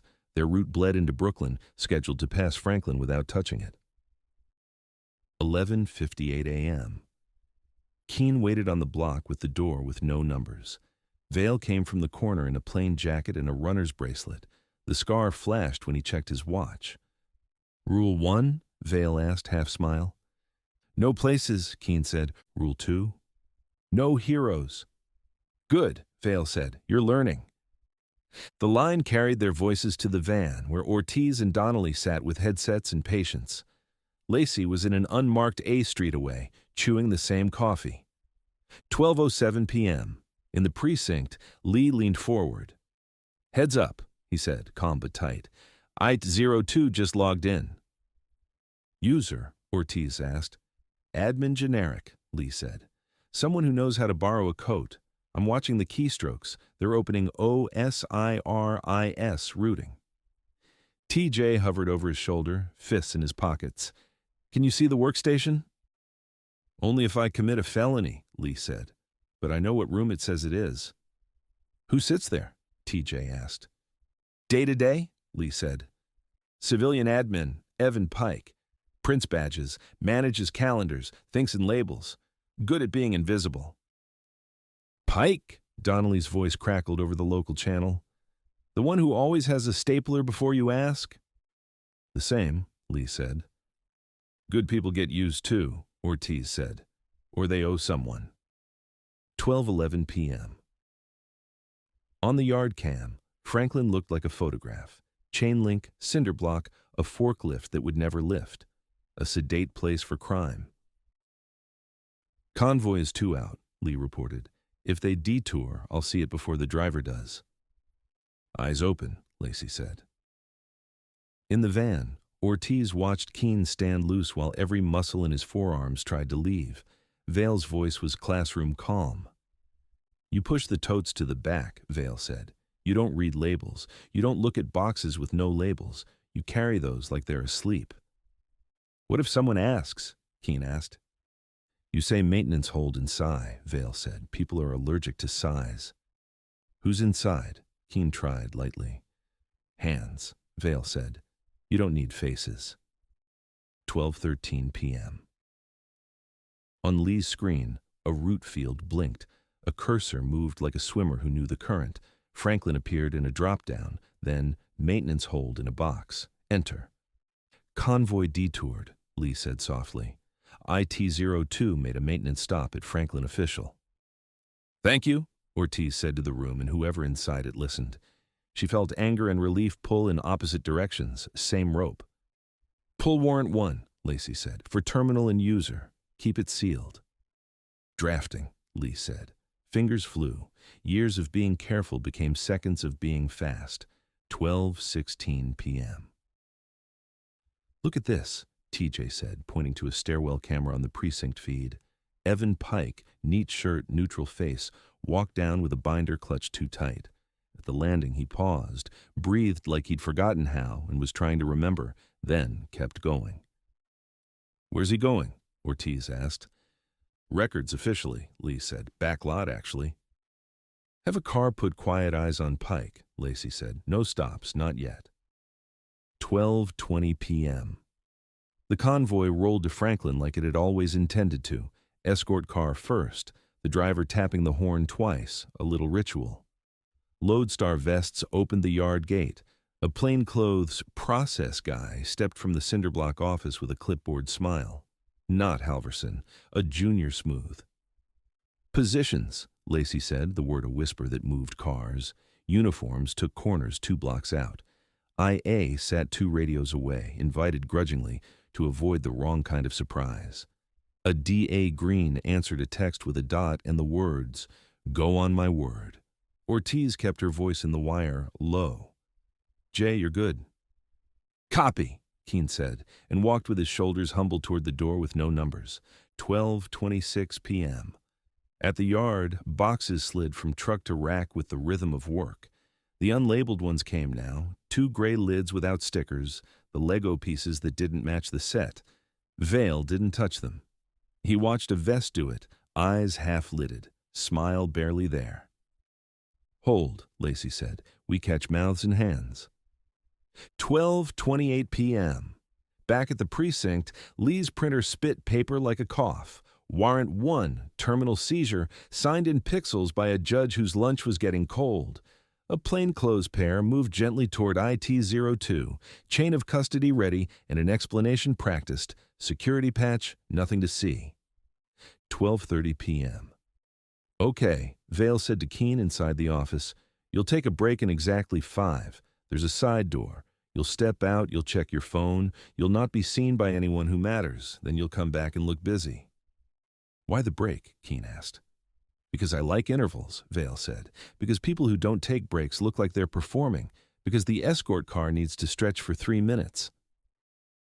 In the van, Donnelly scribbled stretch on the pad and underlined it twice. He'd learned to respect men who used soft words to cover hard edges. 12:33 p.m. Evan Pike stood at the far corner of the precinct back lot like a man waiting for a train that never ran there. He stared at his phone, not moving it, like it might punish him if he tried to turn it off. A dark sedan pulled briefly to the curb. He didn't get in. A hand reached out the window, gave him a small padded envelope. He slid it into his binder without looking down. "Got him," TJ said, voice too loud, then softer. "Sorry." "Hold eyes," Lacey said. "We need context and contact." 12:35 p.m. In the yard, the escort car idled by the gate, driver on a call, window down. Vale looked at his watch again, the bracelet catching light. "Break," he told Keene, and nodded toward the side door. Keene stepped out into the light, counted 1, 2, 3, pulled his phone, and pretended to read what he wasn't reading. He let the wire hear air and rain and the breath he wanted to be calmer. Vale's voice floated through the open door. "Tell Halverson the numbers match and the maintenance note reads. 2 names, 2 hooks." A D.A. Green's text came to Lacey like a green light. "Take the office, take the lot, take the terminal." "Now," Lacey said. The city moved. Uniforms cut the gate and turned into the yard like a tide. "Police!" A voice trained on that word sent birds up 3 blocks away. Ortiz and Donnelly took the office door at the same time as IA crossed the threshold behind the racks. Lee's plainclothes seized IT-02 with a receipt and an apology.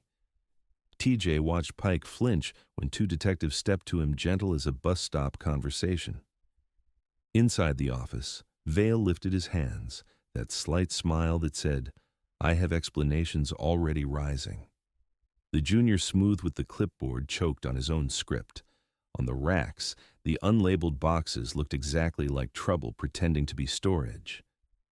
"Don't move," Ortiz said, eyes not leaving Vale. "Hands where I can see them." "Detective," Vale said, almost warm.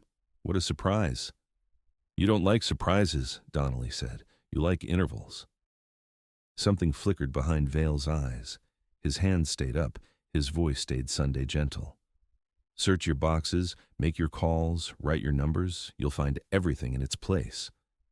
We'll see where your place is, Ortiz said. All moved like winter, slow, thorough, inevitable. Tagging boxes, scanning labels, noting the absence of labels. One unmarked gray lid came up with a false bottom. Beneath, a tidy row of sealed packs that didn't match any manifest. Not a movie's contraband, just enough to make money and keep it boring.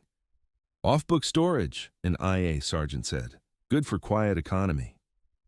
Arrest, Ada Green said in Lacey's ear. Vale for tampering and conspiracy, the office rider for facilitation, the escort driver if he knew, and seize the system. In the office, Ortiz cuffed Vale without drama. He turned his wrist without being asked. The hook scar showed like a signature. You like to stand near things, she said. I like to stand where I can be seen being calm, Vale said. It disarms people. Not today, Donnelly said. Today, it arms us. On the sidewalk 2 blocks away, Evan Pike sat on the curb, binder shut, eyes on his shoes. He looked like every man who had ever made 3 small decisions that added up to one big wrong. Mr. Pike, TJ said, crouching so the sky wasn't too tall above the man's head, look at me.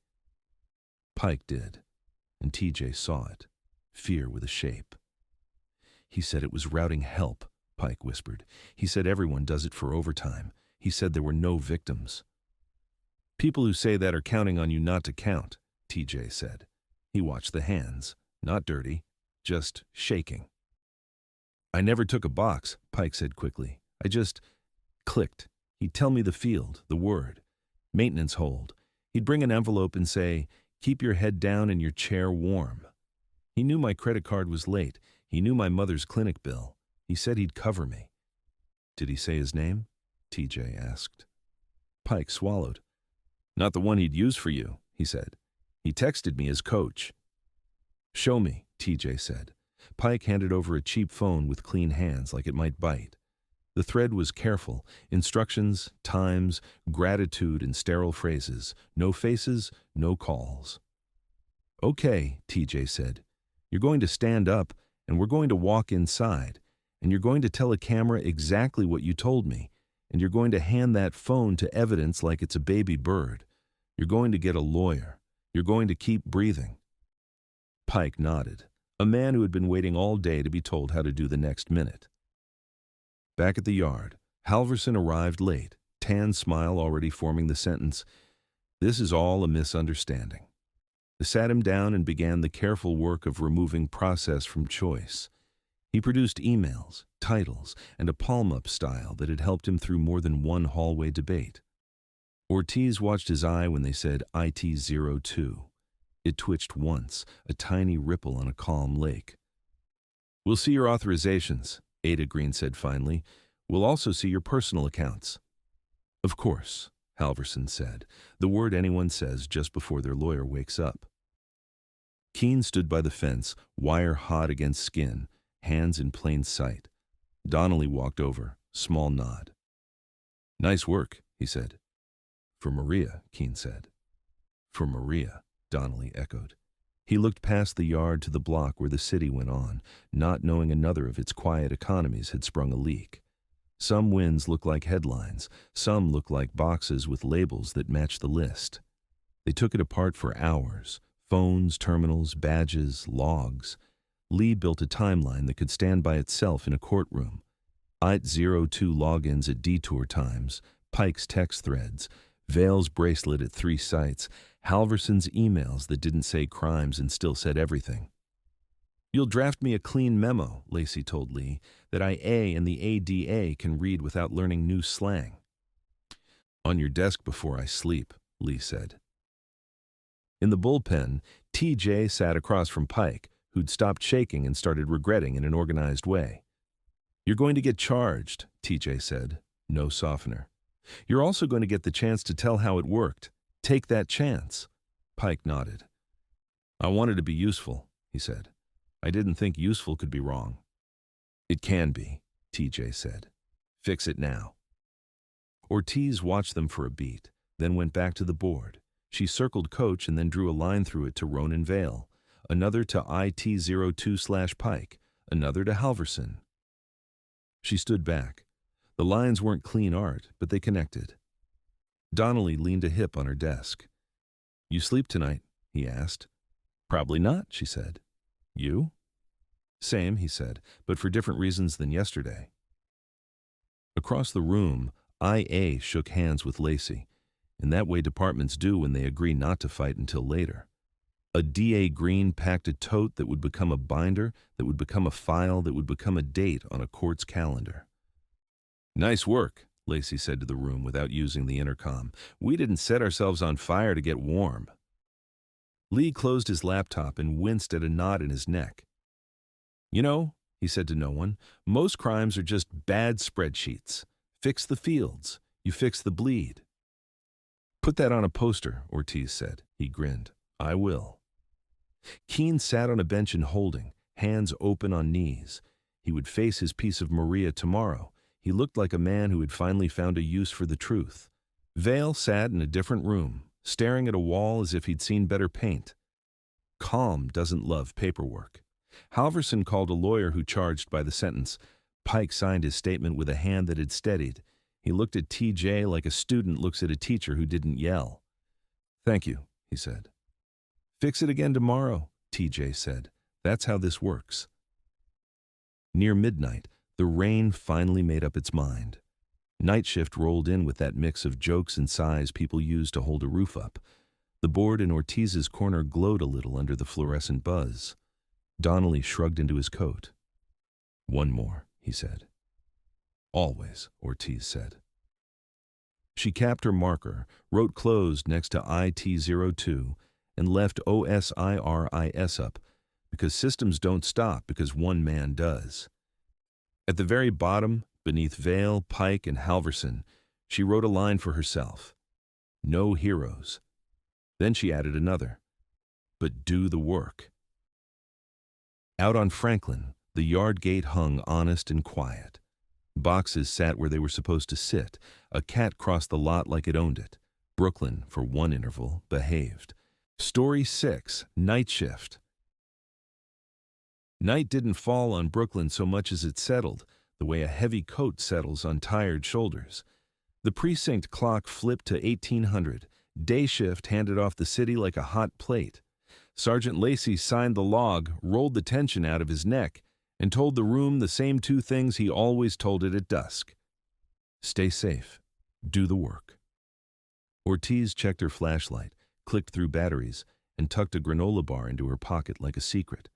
Donnelly rubbed his left shoulder, weather and age were partners, and checked the extra pen behind his ear. TJ sat 2 desks back, still riding desk duty after the holster fiasco, running plates, clearing jobs, eyes hungry every time a radio hummed. Lee packed the Osiris binders into a cabinet with a padlock bigger than the hinge. Keene slept in a city bed, face toward the wall, wire burns faint on his skin. Vale sat in a room with a table and no windows. Pike waited for arraignment, learning the taste of consequences. Outside, the first call of the evening arrived like a slow wave. One domestic. 1092F, family dispute, dispatch said. Sullivan at Green and Klassen. Caller says noise, possible property damage, no weapons seen.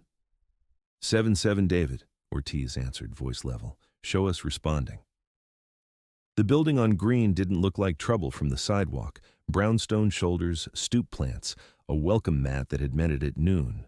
Inside, a stairwell smelling of onion soup and bleach. 3rd floor, the door stood open. Music at a too loud volume tried to pretend it was the only thing happening. A man in his 30s stood in the middle of the living room, like a storm decided where to rain. A woman near the kitchen had that look you only learn from long practice. I'm fine, and please help in one face. A toddler sat in a bouncy seat, frowning like an old man at the lottery numbers. Evening, Ortiz said, stepping in first, palms visible. NYPD. You called us? I didn't call anybody, the man said. It's fine. Neighbors heard a disagreement, Ortiz said. We're just here to make sure everyone is all right.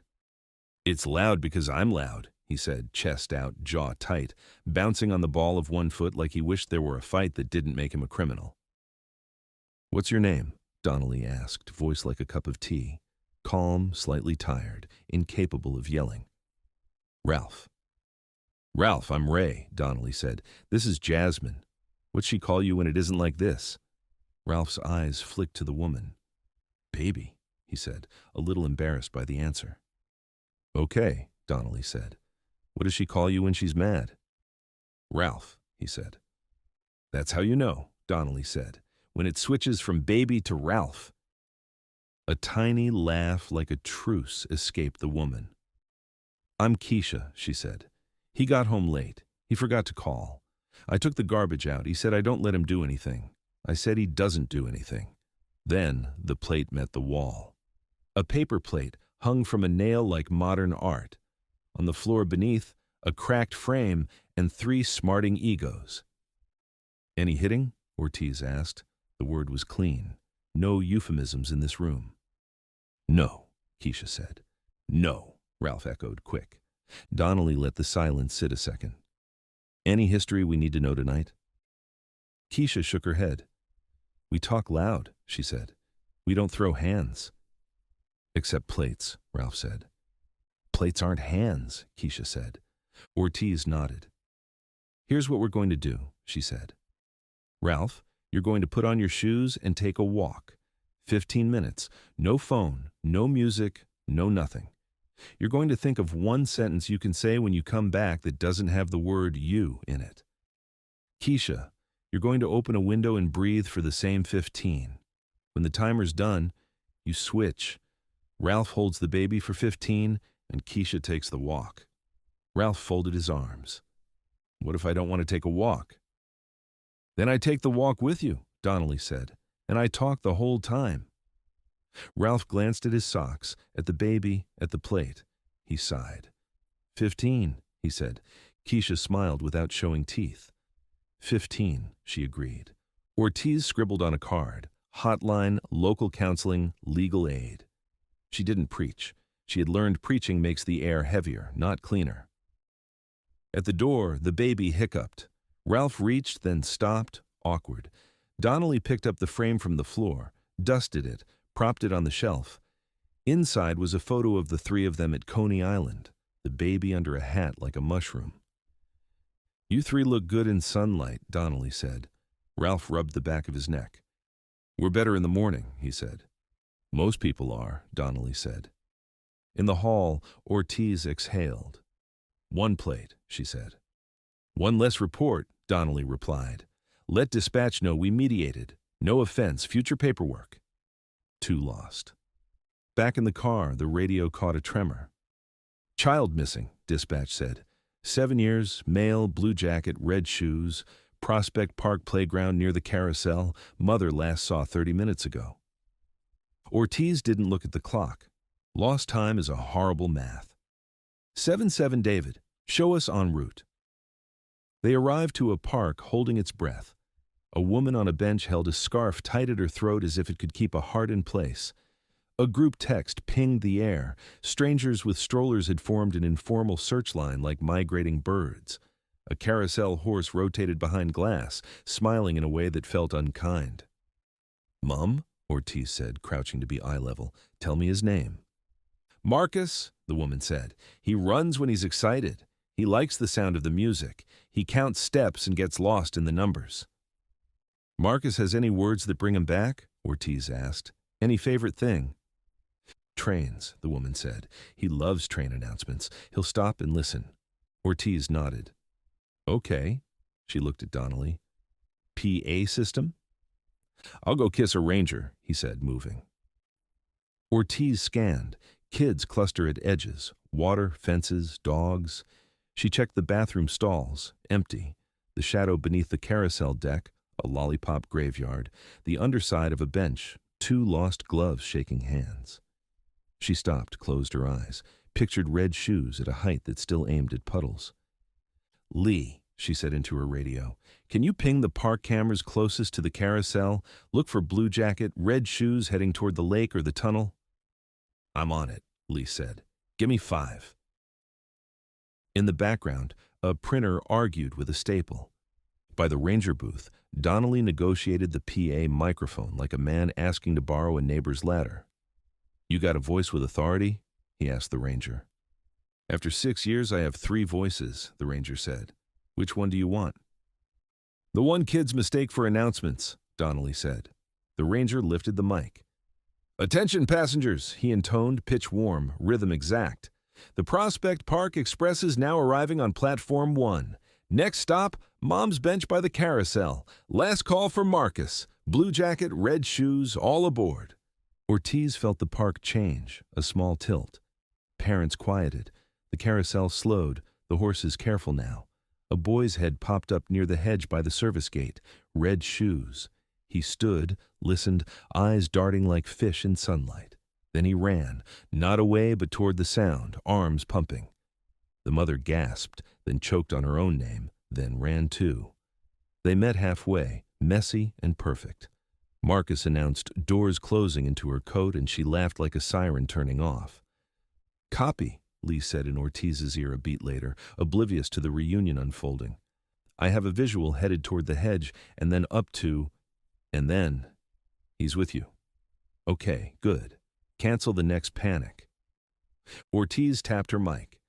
"Cancel and note, child located unharmed." She looked at Donnelly, who held the PA like a torch. "Doors safely closed," he said, handing it back. 3. Jump. They barely cleared the park when the next call grabbed the night by the throat. "Possible jumper," dispatch said. "Man on the overpass at Atlantic and Bedford. Caller says he's on the wrong side of the rail." 7-7 David responding, Ortiz said, already signaling. Traffic glared and jostled beneath the overpass. A man in a baseball cap stood with his toes over a line no one should learn to love. He gripped the cold metal and stared at the blur of headlights like they might make a decision for him. Ortiz killed the siren before they were close. Donnelly killed the lights. Some calls need quiet more than speed. "Keep everyone back," Ortiz told the uniforms arriving at a jog. 2 lanes closed, no horns, no cell phones, no filming. She walked toward the man like the ground was new. Donnelly flanked a step behind, hands open, eyes on the man's shoes and knuckles. "Cold night to be up here," Ortiz said, conversational, as if she had just found a friend on a balcony. He didn't look. "Doesn't feel cold." "Sometimes it doesn't until it does," she said. "I'm Jasmine." No answer. "I can talk about anything," she went on. "I can talk about trains or coffee or Mets bullpen decisions, or I can shut up and stand here with you. Which one works?" Silence. A truck under the bridge shifted gears like an animal clearing its throat. "You got a name I can use to be polite?" she asked. He licked his lips. "Tony." "Okay, Tony," she said gently. "You know my name. That's the start of a conversation. You want to tell me the one problem that got you up here tonight?" He breathed out, foggy. "It's not one. It's all of it." "That's a lot to carry," she said. "How about half of it for 60 seconds? Then we rest." He swallowed. "I lost my job. I can't lie to the kids about Christmas again. My brother says sleep it off. I don't sleep." "Yeah," she said. "Sleep is hard when the floor keeps moving." He barked a laugh that had no joy in it. Floor, ceiling, debt, all of it. "I can't fix all of it," she said, "but I can buy you time. I'm excellent at buying time. It's my best trick. You hand me tonight, and I'll hand you a cup of coffee and a number to a person who won't tell you to sleep it off." He stared down at the traffic again. "Coffee doesn't fix it." "No," she said. "It just warms the hands that are going to fix it." Donnelly stood half a step closer now, not closing distance so much as agreeing with it. "Tony," he said, voice soft, "if a kid you loved was up here, what would you say to him?" Tony flinched. That got past the guard. "I'd say come down so we can be bored together." "Good line," Donnelly said. "Come down and lend it to me. I run out of lines sometimes." Tony's knuckles whitened. Ortiz watched his toes. One foot turned in, a sign of wanting to leave the edge but not knowing how. 3 steps, she said. That's all. You don't have to promise tomorrow. Just 3 steps so I can stop pretending I have a long reach. He didn't move. She let the silence breathe. At the far end of the bridge, a kid on a bike had stopped to stare. TJ jogged up behind him. He'd broken loose from the desk on an errand delivery, carrying cones like a waiter carries drinks, and put a hand on the handlebar. "This one is for listening," he told the kid softly. The kid nodded and rolled away without being told again. Ortiz looked back at Tony. 3 steps, she said. That's all. He closed his eyes. Then he took one. His sneakers squeaked faintly on damp metal. Another. On the third, Donnelly's hand touched his coat sleeve, not grabbing, just there. Ortiz moved in slow, lowered his hands from the rail, and stepped him to the safe side like leading someone off a dance floor. The uniform nearest them breathed out loud enough to hear. Someone down on Atlantic honked anyway. 2 other cars honked that person into shame. "Ambulance on you," Donnelly said to Tony. "We'll ride."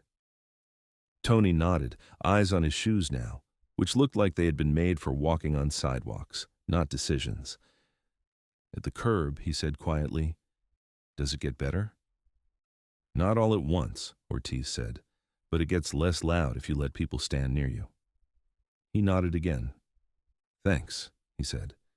It sounded like he'd found the word under a couch. 4. Quiet. The night didn't end. It shifted. They took a burglary that wasn't, a noise complaint that was just a teenager learning guitar, a call about a smell that turned out to be a space heater gasping for help. They delivered a forgotten insulin kit to a man who cried like a faucet with new washers. They found a dog and returned it to a woman who hadn't stopped hoping in an hour and a half.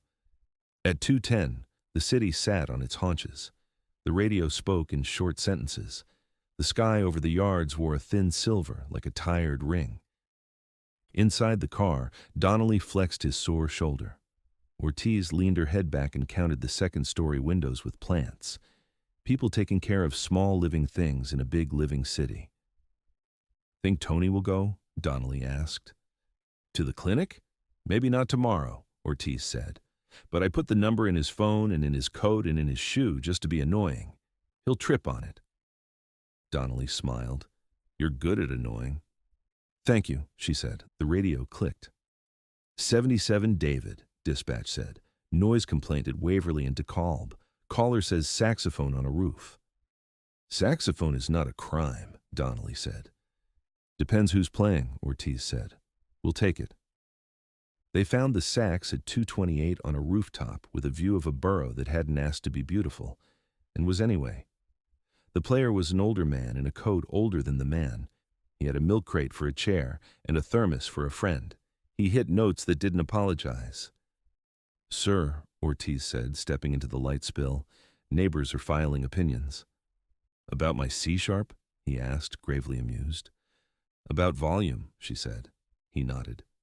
"My wife told me to practice softer 30 years ago," he said. "She was right then, too." "Can you practice softer here?" Donnelly asked, not unkind. "I can practice closer to the edge," the man said, turning his chair as if repositioning would change decibels. Ortiz laughed. "Do you play any train announcements?" "Only in B-flat," he said. 2 songs, Donnelly bargained, "then pack it, for me." "What you want?" the man asked, mouthpiece already finding his lip. "Something for Tony," Ortiz said. He nodded as if he knew exactly which Tony. He played something soft and patient that might have been a hymn, or might have been the sound a city makes when its people decide to keep going. 2 songs. He packed. He tipped an invisible hat. "Be safe," Ortiz said. "Do the work," he replied, surprising them with their own line. Back in the car, the silence felt earned. 5. Dawn. At 4:41, the sky learned blue again. Night shift officers moved like people in a kitchen they know blindfolded. Coffee, reports, jokes recycled and still funny. Lacey leaned on the bullpen rail and watched his team come back one by one, counting heads like a father at a field trip.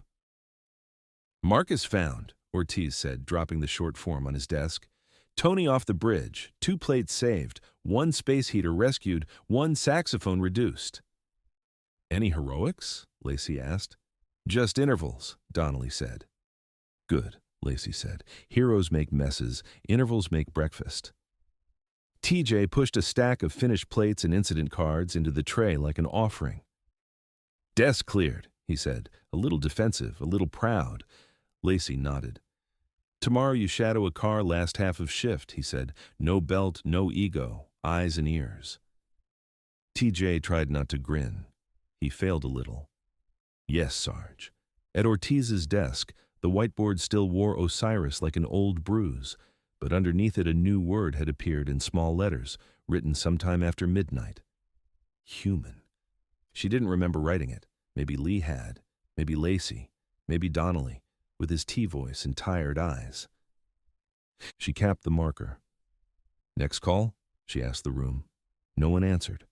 For one breath, the city behaved. Then a new job popped, and the room rolled forward like it was built to.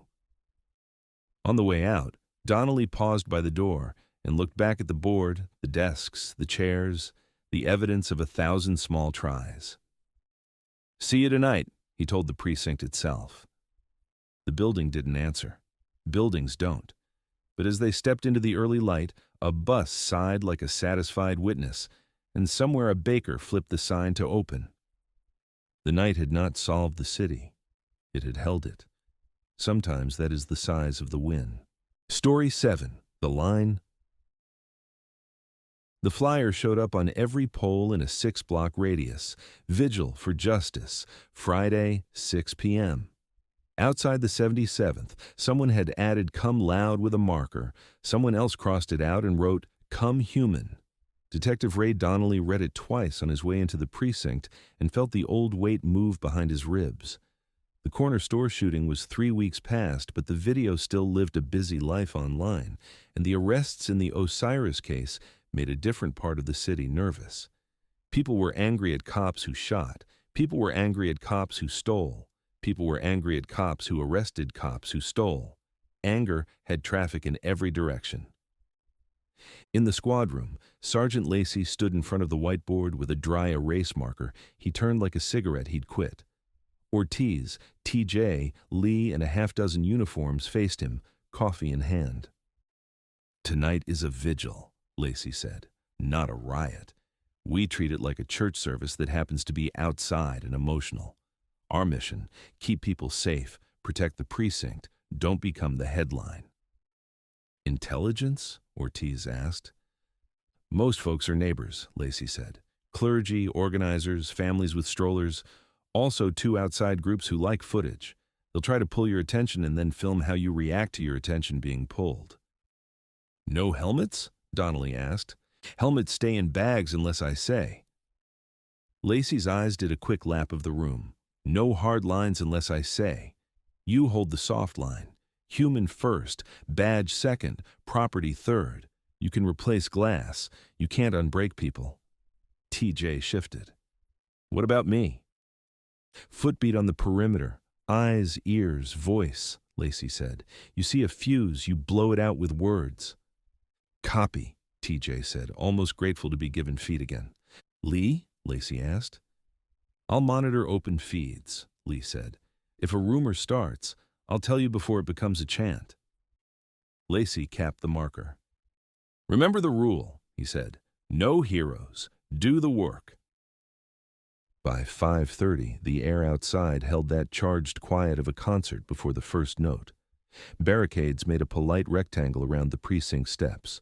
Officers stood behind them, hands visible, posture low. Clergy in collars and collars, optional, moved like they owned the tone.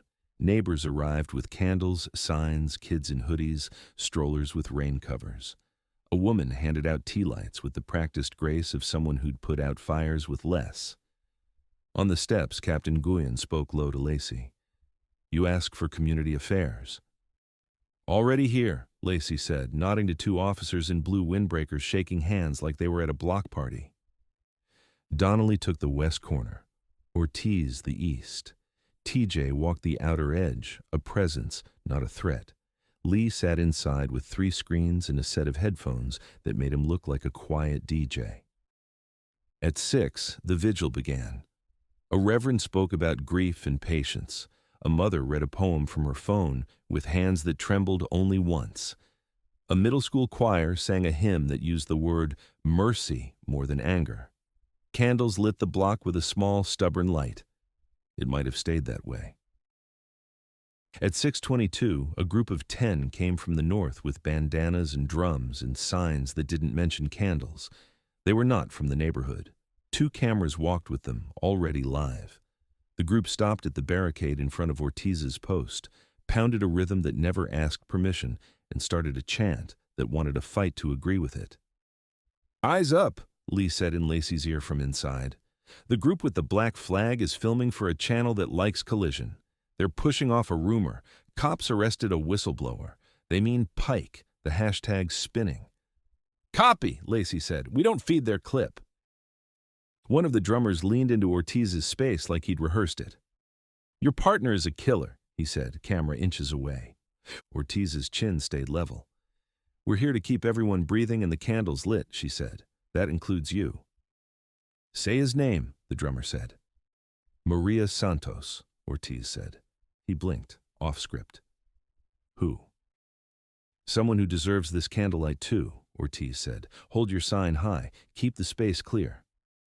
At the west corner, a young woman climbed the barricade in front of Donnelly and raised her phone like a torch. "Shame!" she yelled, leaning toward his face. "You shot a man at a bodega. Look at me when I say shame." Donnelly said, "You'll fall if you lean too far." It sounded like a warning from an uncle, not a cop. "Look at me," she said again, shaky and brave. "I am," he said, and he was. "Please step down. I don't want you to get hurt." She held the stare as long as she could, then stepped down because her ankle had started to wobble. Rage doesn't like gravity either. TJ walked the outer ring, catching small fires before they caught oxygen. "My guy," he said to a teenager trying to Sharpie a storefront. "The sign looks better and the owner won't have to work till midnight." The teenager laughed and put the marker away like he'd never wanted to use it much anyway. At 6:41, Lee's voice came tighter. "Heads up. A pickup is rolling down Dean with pallets and a milk crate full of bottles. It might be nothing. It might be something." "Units to Dean Soft," Lacey said. "No lights." Ortiz caught the smell one breath before it became a picture. Gasoline that had lived in a plastic can too long. The pickup bled into the block like a careless idea. 3 men in hoodies hopped out the back. Each lifted a bottle with a rag in its mouth like a child holding a wrong toy. "No," Lacey said into the radio, very calm, like a father seeing a toddler reach for a stove. "We do not let those light." "Hands," Captain Nguyen said, "not batons." The men tried for the drama of Molotovs and found hands instead. Community affairs officers were there first because they had been moving on the edges all night, and Donnelly and Ortiz were on them next. No punches, no kicks, just the ugly wrestle of stopping a worse idea. A bottle broke on the pavement and gas hissed, but no flame took. A lighter skittered under a cruiser. Someone screamed because screaming felt like the job they had come to do. Phones went up like a field of lilies that recorded. The drums tried a new rhythm and failed to make it sound noble. "Bag the bottles," Lacey said. "No parade." Within a minute, the men were cuffed and sitting. The pickup rolled quiet to the curb, the crate in an evidence bag that would smell like bad choices for a week. The vigil wavered. Then the clergy lifted the candles and started Amazing Grace like a defiant lullaby. People who didn't know the words hummed anyway. At the line, Ortiz's sleeve was damp with gasoline, and Donnelly's shoulder barked a complaint about 50-year-old ligaments. TJ took the pickup's keys from an officer and held them like a trophy he didn't want. "Where's the line?" a kid in a hoodie asked Ortiz, half angry, half curious. "Between keeping order and shutting people up?" Ortiz kept her eyes on the crowd. "It moves every night," she said. "My job is to keep you safe while you tell me I'm doing it wrong." "You believe that?" he asked. "Enough to stand here," she said. He thought about that, then nodded once like he'd heard a sentence he might quote later. At 7, Captain Nguyen stepped up to a mic and thanked people for their words and asked them to keep the candles above waist height and reminded them children were watching. A woman near Donnelly said, "They always say children are watching," and he said, "They are," and pointed to a stroller where a toddler stared at the flames like a new planet.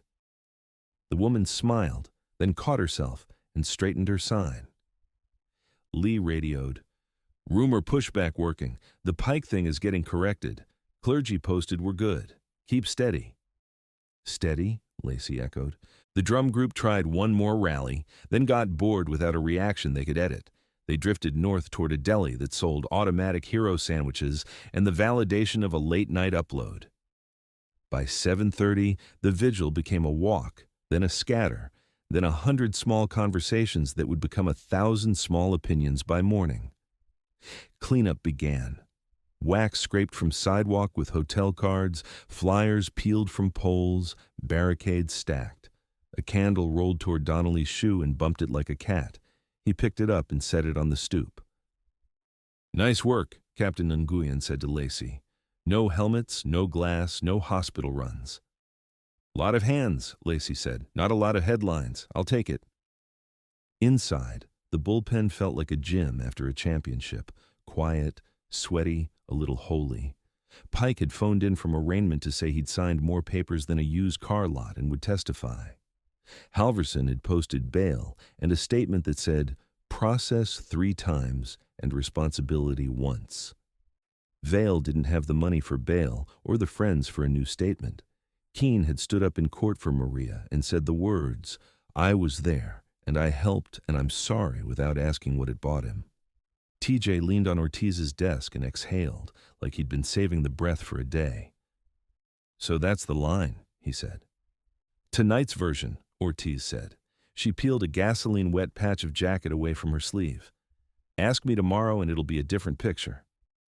"I wanted to pull one of them over the rail," he admitted. "The bottle guys." "You want to not want that," Donnelly said from the next chair. "That's the part you can control." TJ nodded. "I didn't," he said. "That'll have to be the win." "It is," Ortiz said. Lee walked in with printouts and a sandwich like a filing system. He dropped the sandwich on TJ's desk. "Eat before your body fires you," he said, and set the printouts by Lacey. Traffic cams confirmed the pickup came from Gowanus, registration to a shell company that used to pay a security firm Vale worked for, a loop trying to close. "Nice," Lacey said. "Draft me a memo that says more to come without promising everything ends." "I speak that dialect," Lee said. Across the room, Captain Nguyen signed a stack and looked at her watch. "Media at 9, she told Lacey. "I'll say vigil peaceful and investigations ongoing. You'll say our officers were professional and we respect the right to assemble." "Then I'll go home and pretend to sleep," Lacey said. "Same," Nguyen said. At Donnelly's desk, the old Maria Santos file sat open to the photo of the basement, the rolling cart, the sliver of concrete that had lived under his skin for a decade. He closed it gently, not because it was over, but because it had a direction now. Ortiz watched him. "You okay?" He nodded. "It's quieter in here than it used to be," he said, tapping his chest. "Not silent. That would be wrong. Just quieter." She smiled. "I'll take quieter." TJ finished half the sandwich and handed the other half to Lee, who accepted with ceremony. "To small wins," TJ said. "To intervals," Lee said. "To no heroes," Donnelly added. "To doing the work," Ortiz finished. They sat for a second in a circle that wasn't exactly a circle, sharing the kind of quiet that pretends it's not exhausted.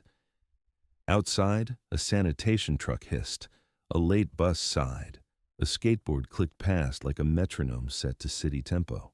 The phone on Lacey's desk rang. He stared at it like an old enemy. "Place your bets," he said, picking up, listened, nodded. "Copy. 2 blocks over, burglary in progress. Guy stuck in a window he tried to climb through and now can't decide which way is out." He hung up. "Anybody feel like policing?" he asked. "Always," Ortiz said, standing. Always, Donnelly echoed, stretching the shoulder that had more years than cartilage. Always, TJ said, grabbing his jacket like it had forgiven him. They walked to the door without drama, the way you leave a kitchen to check a smoke alarm. At the threshold, Ortiz glanced at the whiteboard. Under Osiris in the line, someone, maybe Lee, had written a small P.S. Human. She clicked off the board light. "Let's go find the man stuck in his own choice," she said. "Brooklyn specialty," Donnelly said. They stepped into the hallway, then the stairwell, then the street, where the candles had burned down to puddles and the night had given up pretending to be anything but itself. The siren took one short breath and then shut up, because this wasn't a night for noise anymore. They turned the corner toward the new problem because that's what the job is. The line wasn't a stripe on the pavement you step over once. It was the distance you keep between power and mercy, between fear and order, between what you could do and what you should. It moved. They moved with it. In the window 2 blocks down, a pair of legs kicked the night like a child in shallow water. Ortiz laughed once, despite herself. "We see you," she called softly, and the night seemed to nod. They went to work. The end.